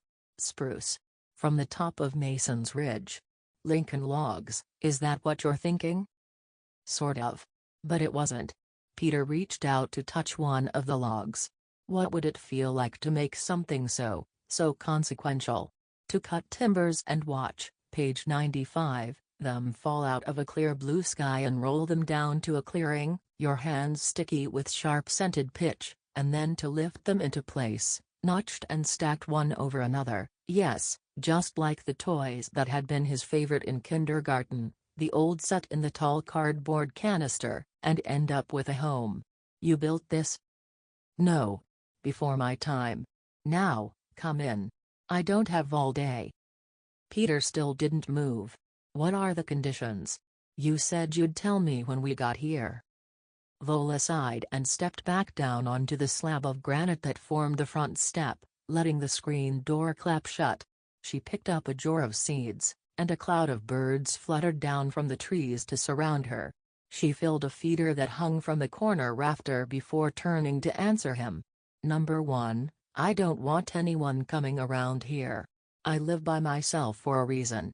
You write to your grandfather and tell him whatever it takes to make sure nobody comes around here. Besides, it's only fair you let your family know you're not dead in a ditch somewhere. Peter reared back so fast that he almost toppled over. The pain that movement caused was searing, But he bit his lip. No. He'd come and get me. No. Page 96. Condition number 1. Non-negotiable. She scooped a few seeds from the jar and held out her palm. A chickadee left the feeder and settled on her fingertips. He pecked at the seeds, and when they were gone, she tossed him back into the air. She turned back to Peter. Number 2, you're going to tell me why you're carrying that bracelet. Peter glanced down at his pack and felt his heart clench to protect what was so private. Why? Because I'm curious about you. And you can tell a lot about a soldier by what he carries into battle. But I'm not a soldier. I'm just going home. Is that so? Because it sounds to me like you're headed off to fight for something in a place where there's a war. But have it your way, you're not a soldier. Condition 2 is still this: when I ask, you're going to tell me why you've brought that bracelet with you. Why that particular thing. The truth, that's the rule here. Agreed? Peter nodded.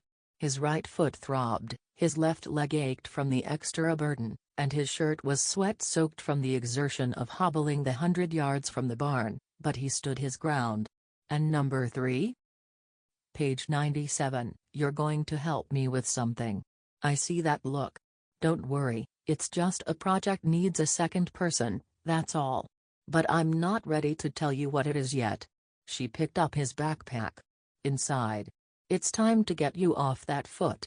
And I suspect you're hungry, Mr. Not exactly running away from home, no bat Peter. Suddenly Peter was starving. Still, he hesitated. He pivoted to look at the hills, which the sun was lightening to smoky blue. Pax was out there. He was still so far away. Vola came up behind him. Peter sensed her raising a hand toward his shoulder and then letting it fall back.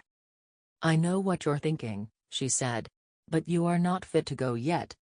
Inside, the cabin was bright and smelled faintly of smoke. Vola tapped a pine table, and Peter sat. She draped a blanket over his shoulders, then left and came back with a plastic bag full of ice cubes. She propped his foot on a chair and wedged the ice bag against it. With a washcloth, she cleaned the blood from his hand. Finally, she passed him a cutting board with a loaf of bread and a knife on it. Peter put it down. How long will it take? Depends on you. The woman pointed to the bread. Page 98. What, you can't use your hands either? Slice that up. How long? You can go when you can hike over rough terrain on those crutches for 8 hours a day. 2 weeks, I'd guess. 6 slices. You don't understand. He won't survive. Vola lowered her head to glare at Peter.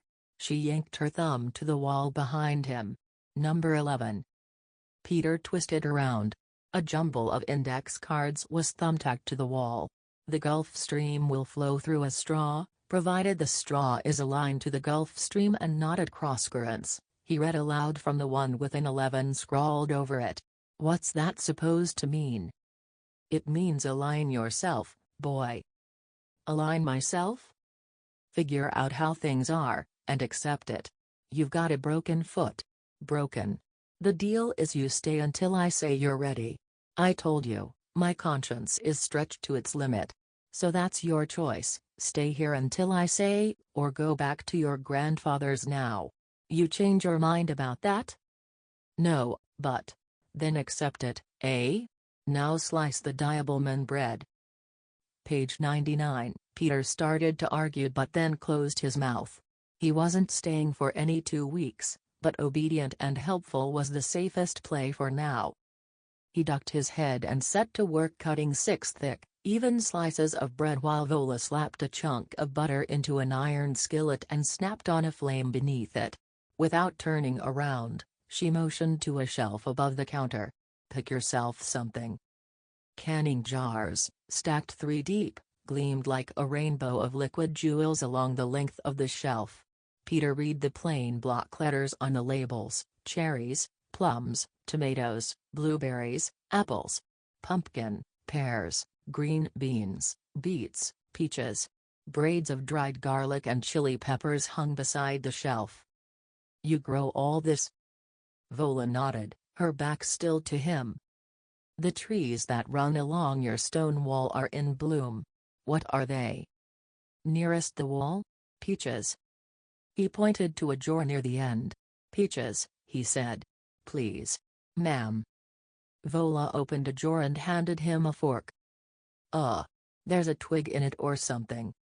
Page 100. Vola reached into the jar, popped the stick into her mouth, sucked the syrup off, pitched the stick over her shoulder into the sink, and rolled her eyes. Lord. Cinnamon. Eat. She gathered the bread he'd cut with a curt nod of approval. Cheddar or Swiss? Cheddar, I guess. Vola straightened. You guess, boy? You don't know? Peter shrugged and speared a peach chunk. It tasted as bright and golden as it looked.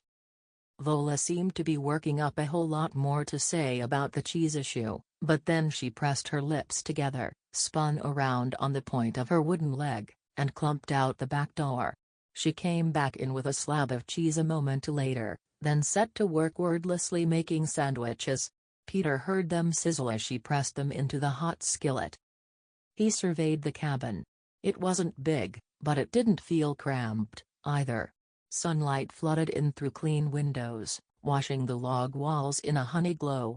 2 blue-striped armchairs flanked a stone fireplace, and a trunk stacked with books served as a table between them. Small barrels held lanterns, and more hung from the beams. Page 101. There were photos on the mantel, a few paintings on the walls, and a basket of yarn beside the armchair. Through an open door by the fireplace, Peter saw the corner of a bed, neatly made with a yellow checked quilt. It was a surprisingly normal home for a crazy person, yet something was missing. Peter noticed then how quiet it was, silent, actually, except for bird calls outside and the butter sputtering in the skillet, but that wasn't it. Not exactly. Hey, he said as it dawned on him. You don't have electricity. The woman flipped the sandwiches. As far as I know, that's not a crime in this country. Not yet, anyway. Peter tried to think about what he would miss without electricity, but there were too many things to count.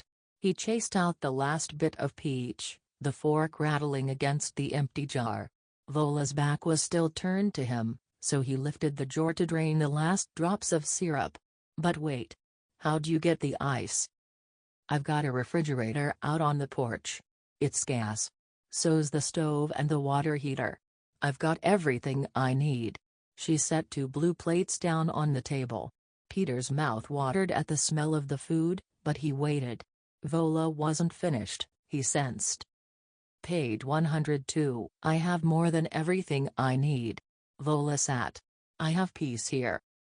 Because it's so quiet? No. Because I am exactly where I should be, doing exactly what I should be doing. That is peace. Eat. Peter bit into his sandwich.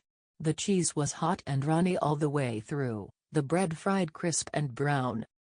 He broke off a corner out of force of habit and was about to reach down with it when he remembered, there was no fox under the table. He wondered if Pax was missing him as much as he missed his fox right now. Don't you get lonely out here? I see people. B. Booker, librarian. Robert Johnson, bus driver. I see people. She got up, brought the frying pan over, and slid another sandwich onto his plate. Eat. Peter ate, thinking about what she'd said about peace. When he finished, he licked the buttery crumbs from his fingers. What do you mean, you're doing exactly what you should be doing? Do you work? Of course I work. The garden is half an acre and the orchard is twice that size. I'm planting beans and okra, page 103, today. Maybe get to replacing the seal on the well pump. There's always plenty to do here. But you don't go to a job, make any money. How do you buy things? Like all those tools in the barn? Like he waved around the cabin, all your stuff? Vola hoisted herself onto the counter and then held out her wooden leg and wrapped it with the spatula. My country pays me a little blood money every month in exchange for my leg. She dropped the spatula into the sink and shook her head. A diableman deal, turns out my leg wasn't all that valuable to them. Wish they'd told me that before they sent me scouting in a minefield. Because I liked my leg. It was a good leg, not much to look at, maybe, but it worked fine. It ran me clear into the next town when Deirdre Callanan and I set fire to her father's woodshed in 6th grade, and it kicked the smile off Henry Valentine's face when he tried to grab my butt the next year. I could go on. A leg is a very big price to pay. Every day, every single day, I wish I had it back. How come you don't get one that's more? The woman stuck her leg out again and hugged up her cuff to assess the wooden post. Oh, they gave me a, page 104, prosthetic, a complicated piece of work. Scared the devil out of me whenever I looked down. So I made my own. It's heavy and it's clumsy, but I did some terrible things in the war. I figure I deserve to drag something around. You threw it away? A prosthetic leg, you just threw it away? Peter couldn't help imagining the shocked look on some garbage collector's face. Of course not. I wear it. Sometimes. Right now, it's in the garden, on the scarecrow. Scares the devil out of the crows, too, apparently. She dropped off the counter and jammed a battered straw hat onto her head as if she'd suddenly remembered this garden of hers. I'll be back before dark. The outhouse is just beyond the 2 cedars, and there's a tub in the kitchen. Clean up. The porch is yours. Actually, you'll have to share it with Francois. Keep that leg elevated. Who's Francois? Again Vola's short bark of a laugh startled Peter. She tipped her head toward the back door, which led out to a screen porch. He's probably out there napping right now, lazy old thief. She crossed to the door, looked out, and then nodded. Come see. Peter levered himself off the chair and onto the, page 105, crutches. Vola held the door open and waved toward a wood bin. Peter saw a pair of dark ringed eyes peering out at him. He cocked his head to get a better view, and the raccoon cocked his head back. Francois Villon, named after one of the most famous thieves in history. The original was a poet as well as a thief, and such a charmer that every time they arrested him, some admirer pardoned him. Peter grinned.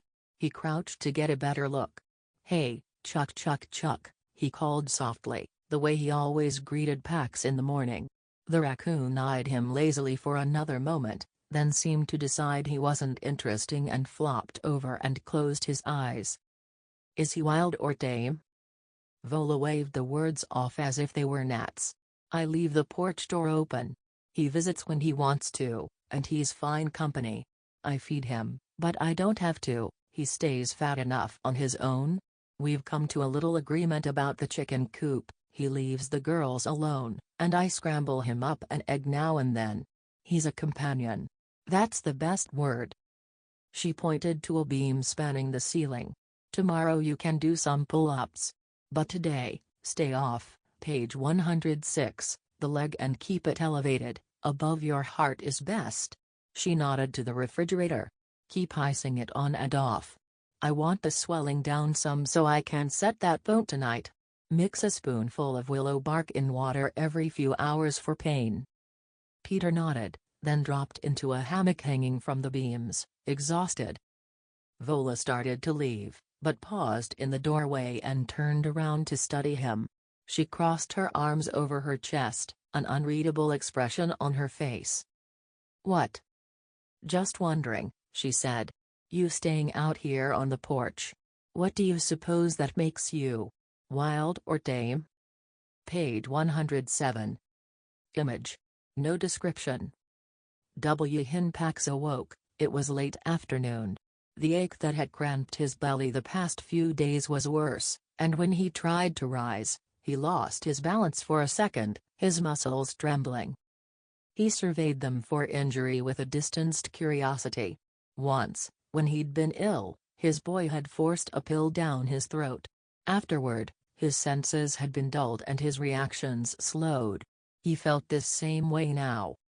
He dropped to the cool dirt and watched as, below, Gray and his mate emerged from their rests to scent the air, relieve themselves, then set off for food.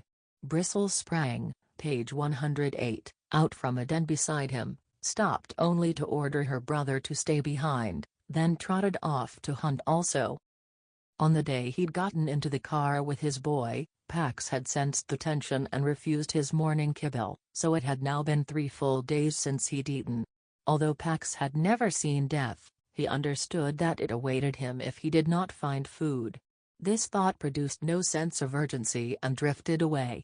A second thought, however, that he must find his boy and see him safe, stirred him to rise again, first bracing himself on his forelegs before straightening his haunches. After a moment his head cleared. He wandered past the den's bristle and runt shared. There he smelled caches of game buried in the soft earth, but they were marked with powerful warning scents, so he did not dig them up. Farther out, a few gnawed-over carcasses were discarded to be scoured clean by lower-ranking scavengers. Pax began to poke through the carrion. Only the tail end of a marsh rat held any meat at all. Too rancid and gristly even for the crows, it was crawling with maggots. Pax lowered his head to the remains. He opened his jaw, but the smell sent him reeling back. This was not food. He staggered back a few steps and buried his muzzle in, page 109, a patch of new clover, chewing the sprouts to cleanse the foul odor from his sensitive nasal passages. He swallowed and then began to feed tentatively. The act of eating was a comfort to his shrunken belly, although a false one. The clover wouldn't strengthen him. After a few mouthfuls, the clear thought arose again: he must find his boy. Just then, he heard something tear through the grass. Before his sluggish senses could respond, he felt a solid weight plow into him. Runt pounced on top of Pax, growing at his successful ambush. When Pax didn't move to shake him off, Runt began to examine him. Pax lay still while the smaller fox sniffed and licked him, too weak to waste energy batting him away. Unwell? Pax closed his eyes against the low-glancing sunlight and did not respond. Runt bounded off and came back a few minutes later with a worm hanging from his jaw. He dropped it at Pax's paws. Pax shrank away, but the thoughts he'd had earlier surfaced again. He had to find his boy. He could avoid death if he ate. Pax picked up the worm and bit into it. Page 112, unused to the taste of live flesh, Pax retched and twisted away. Image. No description. Runt dug up another worm and dropped it in front of Pax, and this time Pax got to his feet and took a few steps before sinking back down. Runt followed and nudged him. Eat. Pax mustered as much dominance as he could. Leave. The younger fox gazed at the older one for a moment, then turned and trotted into the grass. Relieved, Pax laid his head on his paws. He did not have the energy for resistance now. But Runt reappeared after a few moments, something round in his mouth. He dropped his gift and it broke open. Egg. The scent called up a sharp memory. Once, when he was very young, Pax had found a hard white orb while exploring his human's kitchen counter. He'd batted at it, thinking it was one of his boy's playthings. It had rolled onto the floor and cracked open, spilling its delicious secret. Peter's father had come in while he was still licking at the last drops and smacked him away. His flank had stung from the blow, but that egg had been worth it. Since then, Pax managed an exploratory visit to the kitchen counter, page 113, every time he was left alone, looking for more of them. A few times he'd gotten lucky. The quail egg Runt had brought was smaller, its speckled shell flecked with dried grass, and it smelled gamier than the ones his humans ate. But there was no mistaking it. Egg. Pax rose. Runt backed away to allow Pax to lap up the yolked prize. He licked the grass clean of every drop, then looked up, eager to express his gratitude. Runt was gone, but in a few moments he came back, 2 more eggs held carefully in his mouth. Pax devoured them. Runt left and returned twice more. Pax ate steadily, until finally, 7 eggs swelling his shrunken belly taut, he dropped to the sandy apron in front of the dens and closed his eyes. Runt leaped onto a gnarled root above the dens. He drew himself up to his full height. and while Pax slept, the ragged little runt kept watch. 114. Peter recognized Vola's footsteps, the hard wooden stamp followed by the softer shoed footfall, and dropped the logs back into the wood bin. He braced himself in the cabin doorway, watching Vola pump water into the kitchen sink. "You stayed off that foot?" "Pretty much. Actually, he'd gotten up at least a dozen times to do pull-ups on a beam and he'd lifted logs for half an hour. His arms were sore and his foot hurt a lot when it wasn't raised, but he hadn't been able to lie around doing nothing knowing Pax was still out there." Page 115. Vola began lathering up her hands without turning around. "You write that note?" Peter pulled the crutches to his sides. Already he felt more secure when they were tucked under his arms. "I did, but..." "No buts. You write once a week. The bus driver friend I told you about, Robert Johnson, I ask him, he'll mail them from different spots along his route. First condition, remember?" Peter tried a sharp turn, wobbled, but righted himself. He swung through another turn, smoother. "All right?" "Okay." "Good." Vola hung the dish towel on its peg, crossed to the fireplace, and began shredding newspaper onto the grate. "Let's move to the second condition, then. That charm bracelet you carry. I'm guessing it was your mother's. Why do you carry it with you? Why that particular thing?" Peter felt his body go instantly rigid the way it always did whenever anyone asked about his mother, as if it had to freeze to decide whether it was okay to talk about her or not. Usually with strangers it wasn't, so he was surprised. Page 116, when his hands relaxed their grip on the crutches a little and his throat eased open. "She always wore it. She'd hold her wrist up so I could play with it when I was a baby. I don't remember that, but I've seen a picture. I do remember her telling me about it, though. About the charm, I mean. It's a phoenix. That's a special bird. It's red and gold and purple, colored like sunrise, and it rises from the ashes. I know what a phoenix is." "Right. But out of its own ashes. That's the part my mom cared about." "Its own ashes?"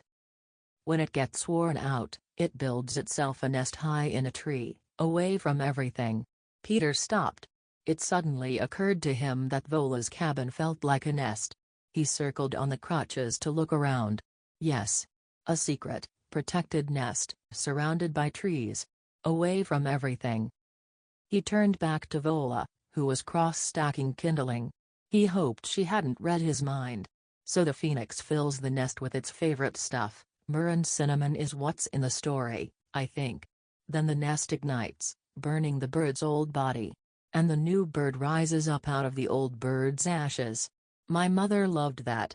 Page 117, she said it meant that no matter how bad things got, we could always make ourselves new again. Vola didn't respond. She touched a match to the shredded paper and watched as it caught fire. Her face looked grim in the light of the new flames. She added 2 logs and then a third. "Go try those crutches outside while there's still some light," she said without looking up. Peter opened the front door and navigated the step, relieved to get away. He didn't have a clue what he'd said wrong. Living in the woods all alone probably made a person weird. But she was right that he needed to practice outside. He'd lost a whole day now, a whole day. Maybe he did need some time to train and heal, but he was leaving as soon as he could. He left the cleared yard and headed to where the uneven ground was snarled with roots and brush. It took a torturously long time to circle the cabin. His second turn around was a little faster, and by the 5th circuit he felt almost comfortable, but he was bathed in sweat when he swung back inside. The cabin was quiet except for the gentle crackling of the fire. Vola sat in an armchair, sewing something yellow. The quiet and the way the setting sun seemed to wash the, page 118, cabin in peace, as if everything were right with the world, suddenly felt mocking to Peter. Everything was wrong with the world. Another day had passed when Pax had been out there alone. Another night was coming when he would be cold. Probably hungry and scared, too. And what if he hadn't found water? He took a lurching swing across the room. Halfway across, one crutch caught on a rug, and he had to stab the other into the wall to keep from crashing into a lantern. Shorter steps. You'll get the hang of them after a while. After a while? My fox will be dead in a while. He dropped the crutches and sank to the chair at the kitchen table. What's the point, anyway? How is this supposed to work out? Vola dropped her sewing. What do I look like, a magic 8-ball? She went out to the porch and came back with a bag of ice. Then she lifted Peter's foot to a chair and arranged the ice over it. I don't have your answers. The sight of his useless foot reminded him of everything he couldn't do now. He looked away. Why not? Aren't you supposed to be wise and all? Living out, page 119, here by yourself, with all these. He threw his thumb toward the jumble of notes tacked on the board behind him. All these philosophy bingo cards? You're supposed to be wise, at least, aren't you? Or witchy or something. Peter almost didn't recognize himself, back-talking the woman like this. He felt as if he were short-circuiting, as if his impulses were leaping directly out of him without passing through his brain. But once again he wasn't where he should be, and now his foot was too wrecked to get him there, and Pax was still out there alone. Vola pulled a bucket out from a cupboard and set it in the sink. Philosophy bingo cards. She looked only mildly insulted. I'm trying to figure out my own life. I don't have your answers. So who does? And don't say my father, because he's a little absent these days. And because he caused all this. Peter hardened his jaw against saying the words and forced himself to breathe slowly. He wasn't angry. He was just frustrated. Anyone would be. Sudden tears threatened. What was wrong with him lately? And he knuckled his eyes. Vola started over toward him, then seemed to change. Page 120, her mind. She backed away to lean against the kitchen counter. You are angry, she said simply, as if she were noting he had dark hair, or the sun was going down. I'm not angry. But he forced his fists open and counted 10 slow breaths, fighting it the way he always did. Because what if he was like his father, with that threatening kind of anger, the kind that was always simmering, the kind that could boil over at any time and hurt everyone in the way? The apologies afterward never healed the damage. He squeezed his eyes shut against the tears still crowning. I'm not angry. It's just that I didn't choose it. I didn't choose for there to be a war. I didn't choose for my father to join up. I didn't choose to leave my home. I didn't choose to go to my grandfather's. And I sure didn't choose to abandon an animal I took care of for 5 years. You're a kid. You don't get a lot of choices. I'd be angry, too. Diableman angry. I told you, I'm not angry. Peter gulped in a sob that somehow escaped as a twisted laugh. He was short-circuiting again. And you're in love with that word, you know. What are you talking about, boy? Diableman. What is it, a swear? You're in love with, page 121, the word diableman. His wiring felt totally fried. If we were in 2nd grade, I'd tell you you're so in love with that word, you should marry it. She squawked, a loud crow's caw. But you're right, she said. I should get down on one diableman ruined knee and ask that word to marry me. You should. Peter agreed, kind of hysterical now. You should put a diableman ring on its diableman finger. He wiped his face off and watched Vola as she came over and took the seat across from him. My grandfather swore in his first language. It drove my grandmother crazy, because she didn't speak it. But she sang in Italian when she cooked, so. Vola lifted a finger to stroke the feathers bunched at her throat. I carry many traits, she said quietly. And then she went silent for a while, holding his gaze the whole time. In their silence, Peter felt they were saying something important. Something about the long, dark tunnel he felt narrowing around him. I was counting on finding Pax in a week, maybe 10 days. He looked down at his foot. Now. Pax? That's his name? It means peace, you know. Peter knew that, lots of people had told him. But, page 122, that's not why I named him. First day I brought him home, I left him for a minute, just a minute, so I could get him some food. When I got back, I couldn't find him. He'd crawled into my backpack and fallen asleep. It had the word Paxton sewn on the label. I was 7 then, and I figured, Paxton, that's a good name. It had an X in it, like Fox, you know. But now what? Now he's all alone because of a war. I let him go because of a war. War, not peace. What's that called? Irony. Whatever, now it's a terrible name. He'll probably die because of a war. Maybe yes, maybe no. He could survive. It's spring. Plenty of food, I'd think. Peter shook his head. Foxes teach their kits to hunt when they're about 8 weeks old. I found him way before that. He was maybe 2 weeks old, the vet figured. He could run across a dozen mice sitting up on little plates, and he probably couldn't catch them. All he's ever had is kibble and the scraps I'd let him swipe. Well, what kind of scraps? Anything he'd find out there? Peter shrugged. He's crazy for peanut butter. He, page 123, likes hot dogs. Loves eggs. No, unless he stumbles into someone's picnic, he'll starve. He'll find water, I figure, and he can probably go a week without food, but after that. Peter dropped his head to his hands. I let it happen. I didn't choose any of it, but I didn't fight it, either. I don't know why I didn't fight it. Except, of course, he did know. When his father had first dropped the order about Pax, Peter had steeled himself and said, no. I won't do it. But his father's eyes had flared with that flash-fire anger, and his fist had jerked up, stopping only at the last split second to knuckle Peter's cheek in a gesture that carried enough threat to set Pax on growling alert. Peter's own fists had come up, and the rage he'd felt at his father had scared him more than the threat itself. He heard his grandfather's words now, our apples don't fall far from the tree, and he felt sick and afraid all over again. He dropped his gaze to the worn pine table to hide the shameful headline he felt burning across his face. Vola reached over and cupped the top of his head with both hands. Peter froze. Except for an occasional attaboy shoulder shake from his father or a casual arm, page 124, punch from one of his friends, no one had touched him since his mother. Vola paused, as though she knew he needed time. Then she pressed down firmly.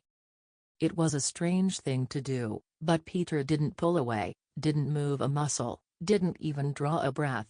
Because at that moment her strong grip was the only thing keeping him from flying apart. Well, that's over now, she said. Isn't it? She rose. I may not have your answers, boy, but I do know one true thing about you. You need food, a lot of food. You're 12, you've slept out in the cold, and you've got a bone to heal. I'm going to set that bone now. Then I'm going to start cooking and you're going to start eating, and neither one of us is going to stop until you say so. Got it? Peter's belly was suddenly a hollow, snarling crater. Yes, ma'am, I've got it. Vola rummaged under the sink and drew out a sack of plaster. Peter watched her sift some into the bucket and then pump in some water. Then she brought over the thing she'd been sewing. Foot up. Vola propped a pillow under his knee and worked a quilted sleeve over his leg, like an open-toed sock. He recognized the yellow checked material. He glanced, page 125, into the bedroom to be sure. You cut up your quilt? I can always make another one. You need the cushioning. She took another section of quilt and stripped the batting off, then ripped the yellow calico into strips and dunked them into the plaster. Hold your foot at a 90-degree angle. Around and around his foot and ankle, halfway up his shin, she wrapped the strips. When she'd built a thick boot, she frosted it with more plaster. Don't move. Not even your toes. Vola left for the porch and came back with her arms full. She set 2 iron skillets on burners, flipped a hunk of butter into each, and turned on the flames. She cracked a couple of eggs into a yellow bowl and started whisking in milk, then cornmeal. A cool breeze, fragrant with turned earth and frying butter, lifted against Peter. He looked at the sturdy cast drying, his foot safe inside now, wrapped in what used to be Vola's quilt. "I'm sorry. About how I've been." He tipped his head to her bulletin board. "My philosophy bingo cards," she said with a nod. "No bat, Peter, those are just things I figure to be true about the world. The universals. The important ones are the things I figure out to be true about me. I keep them," page 126, "somewhere else, private." "How come? How come they're the important ones, or how come they're private?" Peter shrugged. "Either. Both." He leaned back, waiting. Vola eyed him as she sawed a slice off a ham joint and forked it into one of the frying pans. She dipped out 3 ladles of batter, poured them sputtering into the other pan, then set the bowl down. "I'm going to tell you a story. When I got out of the service, I didn't remember a single true thing about myself. That's what training does. No more individuals, just pieces they can mold to their machine. I was lost my first day as a civilian.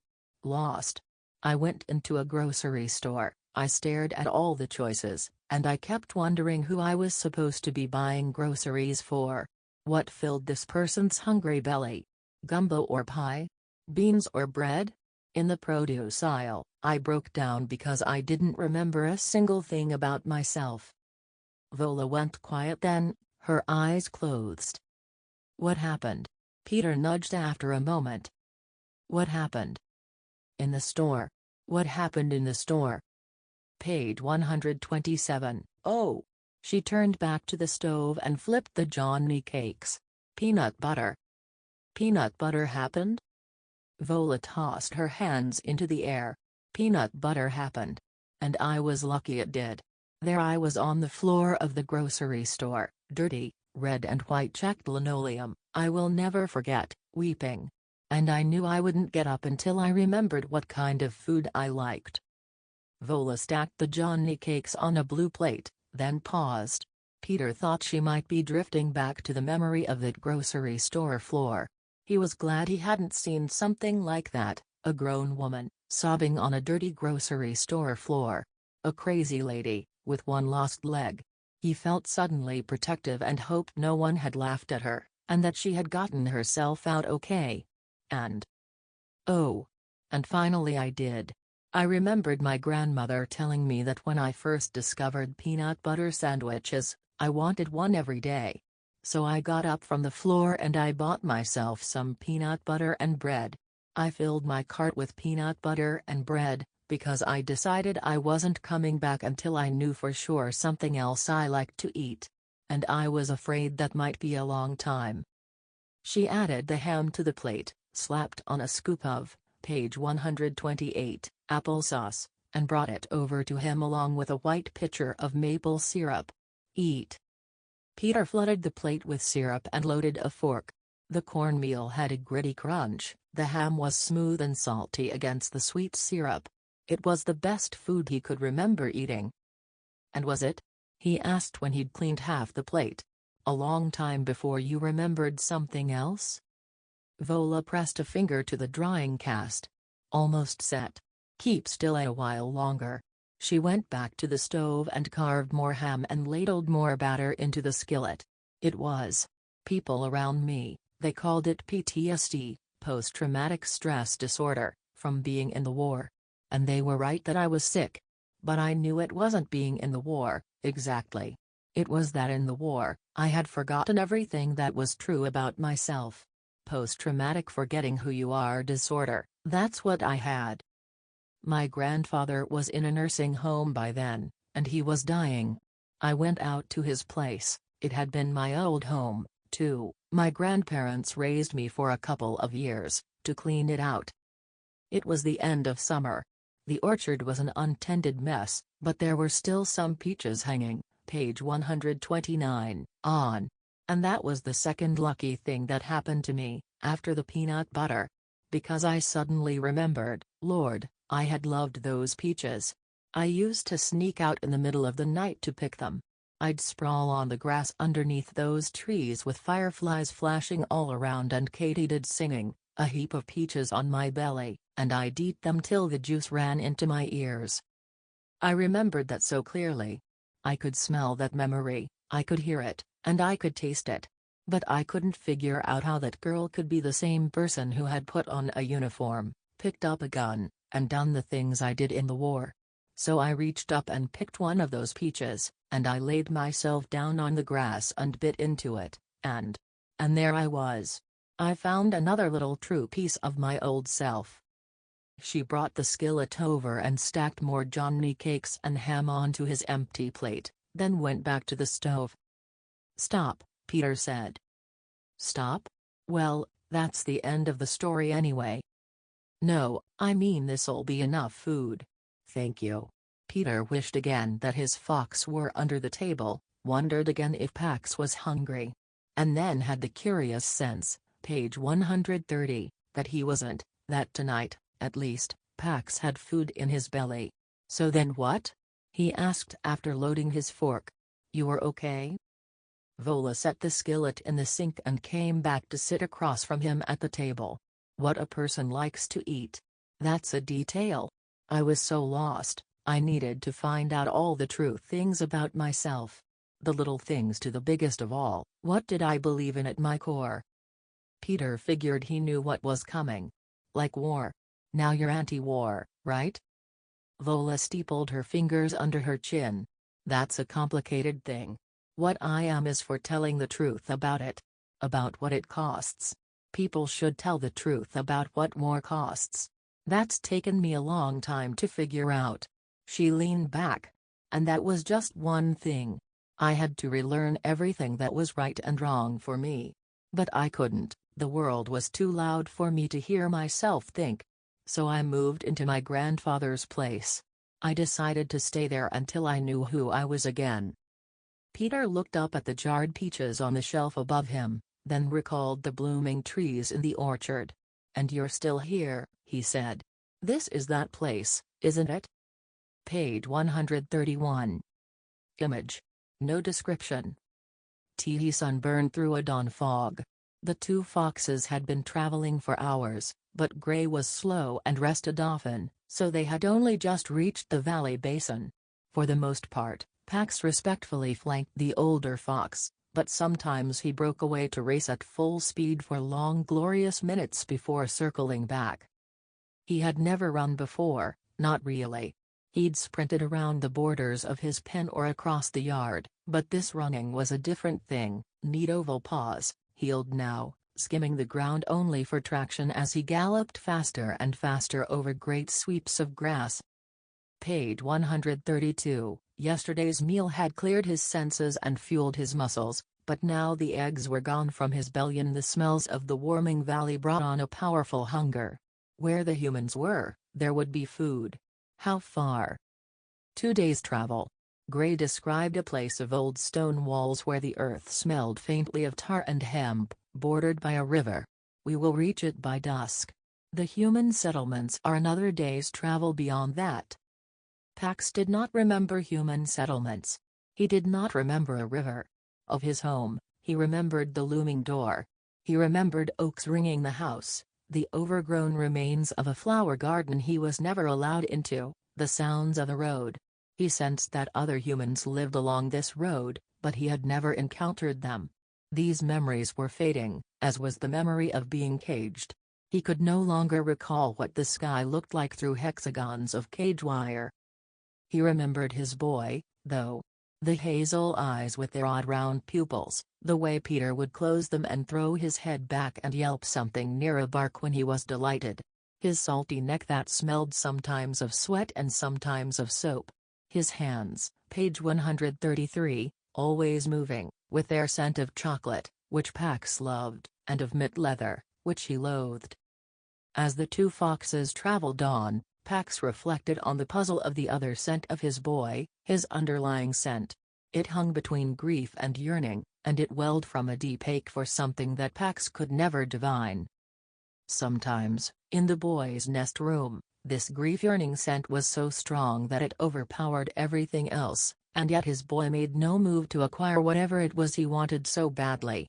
Whenever Pax caught that scent, he would hurry from wherever he was to find Peter flung across his bed, clutching the objects he kept hidden in the bottom drawer of his bureau, his face set in hard ridges. Pax would nose Peter's shirt sleeve, or claw up the curtains, then pretend to lose his footing and fall to the floor, anything to get his boy to play. But when the grief-yearning scent was strongest, none of his tricks would work. On those days, Peter would shoo Pax outside and shut the door. Remembering this, Pax felt the urge to run again, but not for the joy of it. This war that is coming, are you sure it will harm all in its path? Even the youth? Everything. It will destroy everything. Page 134, Pax nosed Gray, respectful but urgent. They must hurry. The older fox studied the younger one for a moment, then began to trot. They crossed the marshy seam of the valley and climbed the rocky cliffs, shoulder to shoulder this time. At the top of the rise, the two foxes stopped. Gray was panting hard. Ahead, the pines towered up, promising long, cool pools of shade. But the markings here were strong. The challenger hunted this territory, and the threat in his scent was unmistakable. And almost immediately the ground beat with the light staccato of paws tearing toward them. Pax and Gray had barely braced themselves when the tawny fox burst from the underbrush, lips curled in a snarl, tail lashing. Pax shrank back, but Gray advanced calmly, his body lowered enough to declare non-aggression. "We are only passing through." The challenger ignored the peaceful greeting and sprang, hitting the old fox hard in the flank and pinning him down, then sank his teeth into Gray's thin neck. At Gray's pained scream, Pax's guard hairs lifted and his heartbeat quickened. His muscles thrummed with a fury he'd known only once, in the early days with his, page 135, humans. The father had raised a hand to the boy, and Pax had shot across the room without thought, small kit teeth tearing fiercely through the man's pant leg. Now, as it had then, his back arched and a low growl rumbled deep in his throat. The challenger spun around in surprise, and Pax charged him headlong. They rolled, teeth clipping at tender ears, hind claws digging for purchase in soft belly fur. The yellow fox was more skilled, but Pax's fighting was fueled by an instinct to protect. When his teeth found the other's throat, the challenger scrambled to his feet and backed off, whimpering. Pax leaped in front of Gray, shielding him as he'd shielded his boy that long ago time, lifted his chest, and growled a warning. The challenger slunk away. Pax shook off the blood from a dozen superficial scratches and then cleaned Gray's wound. The puncture was deep. He urged Gray to go back. "No. I will travel." The two padded steadily for an hour through light woods, Pax restraining himself to keep pace with the ailing Gray, relieved at least that they kept moving. But when page 136, murder of crows landed in the bare arms of a pecan tree, Gray doubled back and sat down at its base, ears pricked up intently at the commotion. Pax waited, not patiently. After a moment the old fox barked for him. "The war is moving closer." "How do you know this?" "The crows. Listen." Pax cocked his head. More shrieking birds swept in, descending into the lower branches, then flapping up again to higher perches in a cyclone of distress. "They're upset." The crows hulked their shoulders, spiked their feathers, jerked and dipped their shrieking beaks. Their discord set Pax's nerves on edge. "There is disorder." He attended more carefully. What he sensed alarmed him. He tried to describe it: air choked with death. Fire and smoke. Blood in a river, the river running red with it, the earth drowning in blood. Chaos. Everything is broken. The fibers of the trees, the clouds, even the air is broken. Yes. War. Where? Pax attuned himself once more. West. Still distant, but nearing. And now a small group of war-sick has come from the south to meet it. Page 137, from the south. Pax paced while Gray struggled to his feet. He offered again to travel alone, and again Gray refused to turn back home. Again they set out, and again their pace was slower than Pax wanted. They stopped only for meals of grubs and berries, and whenever they did, Pax searched the air for any trace of his boy's scent, for the faintest sound of his voice. None. None. He lifted his muzzle and bade a single aching note. It had been so long since he'd seen his boy. Before this, they'd never been apart for more than half a day. Often, Peter would leave in the morning, and Pax would pace his pen in increasing distress until the afternoon, when Peter would come home, smelling of other young humans and of the strange breath of the large yellow bus that delivered him. With the afternoon, Pax could reassure himself his boy was all right, examining him for any sign of injury before he could relax into play. It was afternoon now. He bayed again, and this time Gray lifted his voice in an echo of loss. But when Pax trotted back to the path to resume the journey, Gray faltered. Pax could see that he needed rest. He led the wounded, page 138, fox to a mossy circle of shade beneath a pine. Gray laid his cheek on his paws, and before Pax had even finished cleaning his wound again, he was asleep. As Pax kept watch, he thought of doing favorite things with his boy when he found him, tumbling together outside, playing hunting games, exploring the grassed yard and the bit of woods behind it. He remembered the ways his boy would reward him, the full smiles of greeting, the thorough neck scratchings, Peter's fingers digging in just hard enough. He recalled the peace of lying at his boy's feet in front of the fire. These thoughts calmed Pax, and he dozed with the memory of Peter's knuckles kneading the loose skin between his shoulder blades so real that his fur ruffled under it. Until a shifting breeze brought a scent that called him to instant alert. Meat. Roasted meat, the kind his humans sometimes cooked over a fire in the yard. His boy would feed him bites of this meat, dripping with fat. For days afterward, Pax would scour the ashy firebed for overlooked scraps. Even the charred bones were treasures. Pax got to his paws to sniff more deeply. Yes, roasted meat. He nosed the sleeping Gray. Humans are near. Page 139. Gray moved more easily after his rest, and the two foxes kept up a loping pace. As they got closer, though, Pax charged ahead. His body was light, the fat burned off from days of scarce food. He ran as foxes are meant to run, compact body arrowing through the air at a swiftness that rippled his fur. The new joy of speed, the urgency of coming night, the hope of reunion with his boy, these things transformed him into something that shot like liquid fire between the trees. Something gravity couldn't touch. Pax could have run forever. Until he galloped out from the woods and saw ahead of him a wide river. Beyond that stretched a clear field, flat and then rising up to massive crumbling stone walls. It was dusk now, and at the far corner of the stone ruins a dozen men were gathered around a fire, eating. Beyond them were a cluster of tents and several large vehicles. The wind had shifted to the east. The grilled meat smoke still hung heavy in the air, but Pax could only get a general scent of the humans. He bounded up and down the river's edge, frustrated, but from no direction could he differentiate one human scent from another. At least Pax knew his boy was not here. None of the humans had his reedy form, none moved with the same, page 140, quick energy, none held himself as Peter had, upright, but with a downward cant of his head.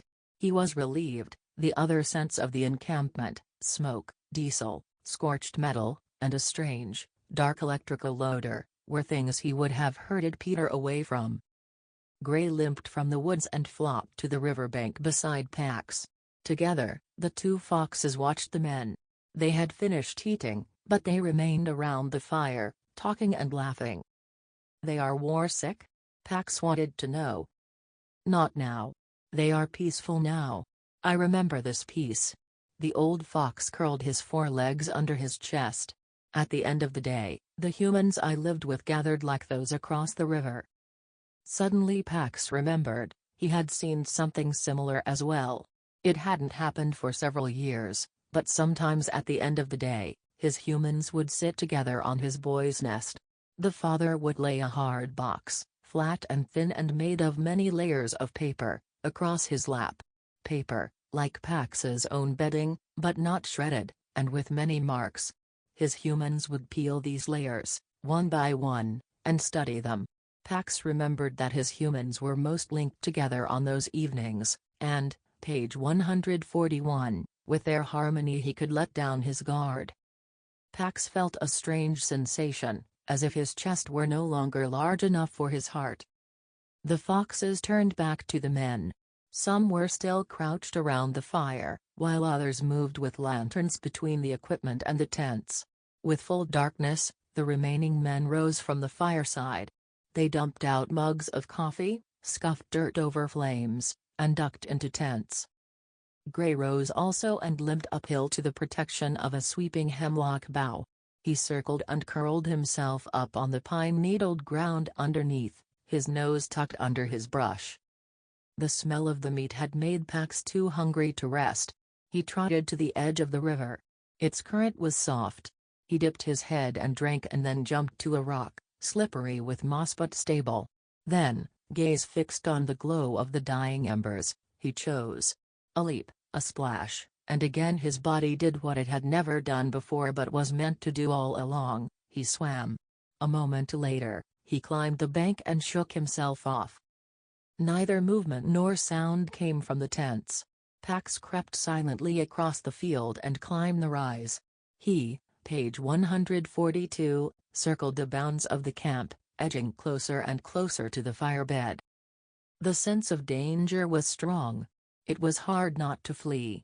He was, after all, accustomed only to his two humans, the one he loved, the one he tolerated. Several times he crept to the very rim of the firebed, found the smell of meat laced with the warning scent of the war-sick men, then leaped back. A discarded pork bone, still redolent with fat, proved too much to resist. Pax started in. As he gulped the meat, ash-gritted but still warm, the rustle of canvas startled him. He froze. A man emerged from a tent. Silhouetted by lantern light, he stretched, and a long shadow snaked out to cloak the watching fox. The man turned away and relieved himself on a bush. The scent of his urine traveled to Pax, and he bristled to sharp alert. His boy's father. 143. That's enough. The words, along with Vola's hand on Peter's shoulder, were a welcome relief. His foot throbbed, his shoulders ached, and his armpits were so chafed that they were bleeding. 2 days of boot camp Vola, the secret name he'd christened the torture sessions in which he crouched uphill, dragged himself over stony ground on his elbows, and pitched mountains of hay balanced on one foot, had worn him out. He swung around to face the cabin, suddenly not even sure he could make it that far. Page 144, but above the roof of the cabin, the hills were veiled with rain clouds. Night was coming. He thought of Pax, wet and cold. I could keep going. No. You'll undo the good if you push too fast. Peter nodded and took a step toward the cabin. But Vola shook her head. Not yet. She pointed to the barn.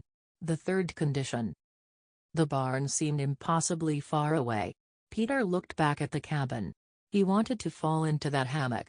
He planted his crotch tips in a deliberate show. What is it? Nothing much. You're going to work some puppets for me. Marionettes. That sound too hard? Marionettes? I don't get it. You know what they are? Sure. He pictured the only ones he'd seen up close, Punch and Judy characters with long chins and sharp noses, at a street fair when he'd been a little kid. Dead-eyed and skeletony as starving rats. The puppeteer had jerked them across the stage in twitchy rushes that had left him with nightmares for weeks. What about them? Vola eyed him for a moment before answering. Another true piece of myself I recovered. I remembered that I'd made some marionettes for my little nieces when, page 145, I was a teenager.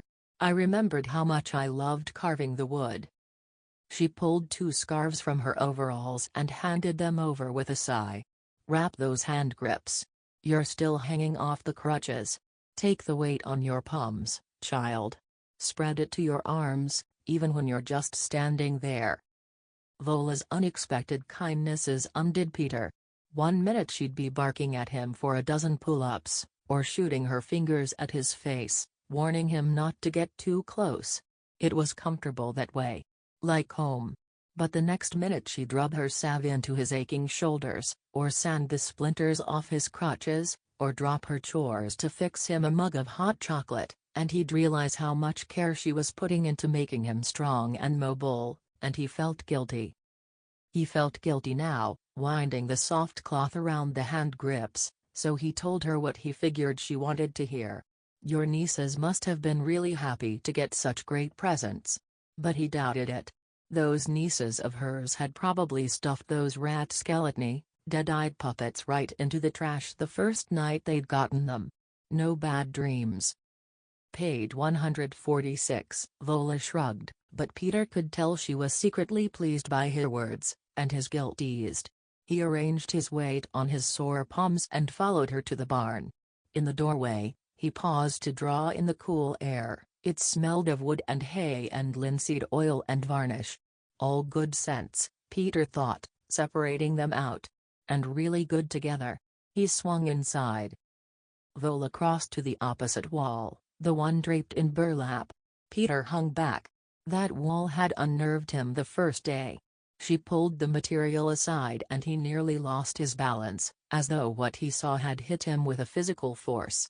The puppets, marionettes, he could see now that they were marionettes hanging off the wall, were spookily realistic, and yet like nothing he'd ever seen. He stepped closer and found his voice. Their eyes. My grandmother's jewelry. She had long jet necklaces. The pupils are filled with those beads. They flash in the light, make my friends seem alive. Peter fell silent again, and Vola didn't disturb him as he studied the creatures hanging in front of him. 5 were human, a king and a queen, a child, a pirate or sailor, and a sorceress, the rest animals. All, page 147, the heads were wooden, nearly human-sized and huge-eyed, but the bodies were of a wild variety of materials. A tortoise was shelled with a green and orange cord. Pinecone bracts formed a serpent's scales. And feathers, almost all the puppets wore an assortment of feathers as hair or headdresses, or cloaks or breeches. Looped neatly over pegs beside each marionette was an array of dowels and paddles, strung together with thin black cord. In the center of the wall hung what Peter guessed was the largest puppet, covered by a separate piece of cloth. Vola removed it and he gasped. The great bird's wings were magnificent, probably a good 5 feet at full span. Hundreds of dark feathers gracefully overlapped each other in perfect rows, the tips painted red, as if licked with fire. Vola lifted it from its perch and carried it over to Peter. Most of the others are head and shoulder puppets, but this one needs to fly. I jointed him at the elbow. When he soars, you can almost feel the wind. Go ahead, you can touch him. Peter reached out. His fingertips stroked a sleek feathered shoulder, then the sharp wooden beak, painted a bright gold. The bird's eyes glittered huge and black. He dropped his hand. So what do I have to do with this? Page 148. Vola motioned to the hay bales. May as well sit down. I'm going to begin at the beginning. Peter sank onto a bale of hay, grateful for the rest. He watched as Vola hung the great bird back up. She pulled a small book from a niche in the wall, then came and sat beside Peter with it cradled in her hands. I killed someone. She looked up. Peter wasn't quick enough to cover his shock. She heaved a sigh, thick with disgust. No matter what Diableman lines they feed you about learning trades and reaching your potential, you're there to kill people. Kill or be killed, that's the contract in war. That wasn't true. His father, for example. You won't be fighting, right? Peter had pressed. His father had laughed and said no, he'd just be doing pretty much what he did as a civilian, laying wires. Peter didn't bother correcting Vola, though, because the look on her face was so wrecked. You killed someone. I probably killed a lot of people, or at least contributed to their deaths. But this one I saw. After. I had to search his body. We were trained to look for weapons, anything we could use. Page 149. I dropped to my knees. I had to touch him, looking for those weapons. I remember being shocked at the feel of him. I was a medic, but still I half expected him to be plastic, not real. The way they taught us to think of the enemy in our training. But of course he was. He was warm. It was cold out, and he was giving off warmth. As if his life was steaming out of him. And I was touching him without his permission. I'd murdered him, but what bothered me was that he had lost the right to say yes or no about what happened to him. You probably think that's crazy, don't you? Peter's mouth had gone dry. He didn't know what to say. And then suddenly he thought of the kind-eyed therapist, and he did know. That must have been hard for you. Vola looked at him with a surprised relief on her face. She nodded. Suddenly, I was desperate to know who he was. Where he'd come from, what he cared about, who loved him. His mouth was open, as if he might have wanted to speak to me. I realized something then, that even though he was a man, even though he was a different race, even though he had grown up in a different country, we might have had a lot in common. Important things, more, page 150, important than which army had drafted us. Two but not two. But I'd killed him, so now we would never know. I searched his body, not for weapons but for clues to who he'd been. Vola went silent, her face so devastated that Peter wanted to look away. And this. Vola lifted the book. The 7 Voyages of Sinbad. Part of the Arabian Nights series, in his pocket. He'd carried it into war, so it had to have meant something. An old copy, so probably it had been his favorite as a boy. Sinbad was brave, so maybe he thought it brought him courage. Or maybe he just wanted to remember that once he had been a little boy, and he had read books and felt safe. A page was bookmarked, the story of how Sinbad escapes from the roc's nest. I figured that story helped him believe that one day he'd escape, too, and get back home. Vola got up. She lifted the great-winged puppet off the wall again. The rock. This bird could snatch up elephants in its talons. Look at it. She carried the bird back to Peter and turned its beak to face him. Its gaze was so fierce that Peter shrank back. What do I have to do with this? He asked again. Page 151. That book was so important to that soldier that he'd carried it to war. I figured since I'd taken his life, I owed him something. I owed it to him to tell the story that meant so much to him. I carved all these puppets, and I've been telling the story of Sinbad escaping from the rock here in my barn for nearly 20 years. Vola handed the control apparatus to Peter. And now, finally, I'm going to get to see what it looks like. Page 152. Image. No description. Pax watched Gray lap at the river's edge, then stumble back. For 2 days now, the foxes had rested across from the war-sick camp, but Gray had not gotten better. When the old fox reached the spicy shade of the hemlock bough, he collapsed. His eyes were hollow and glazed, and he barely flinched when Pax cleaned his neck once more. Pax found the wound even more inflamed. Stay hidden. Rest. He left Gray and climbed upstream to a place he'd discovered where the river narrowed beside a gorge wall and the underbrush beside it was dense enough that he, page 153, could move about unseen by the humans. He'd had little luck hunting, the area was teeming with mice and rabbits, but they scampered from Pax's clumsy attempts to catch them. Besides beetles and unripe berries, he'd been able to swipe only a few crayfish, which Gray had refused. For half an hour, Pax tried. He chased scurrying voles and hopping wrens, and once a sunning frog. But each time he sprang, his jaws snapped around only air.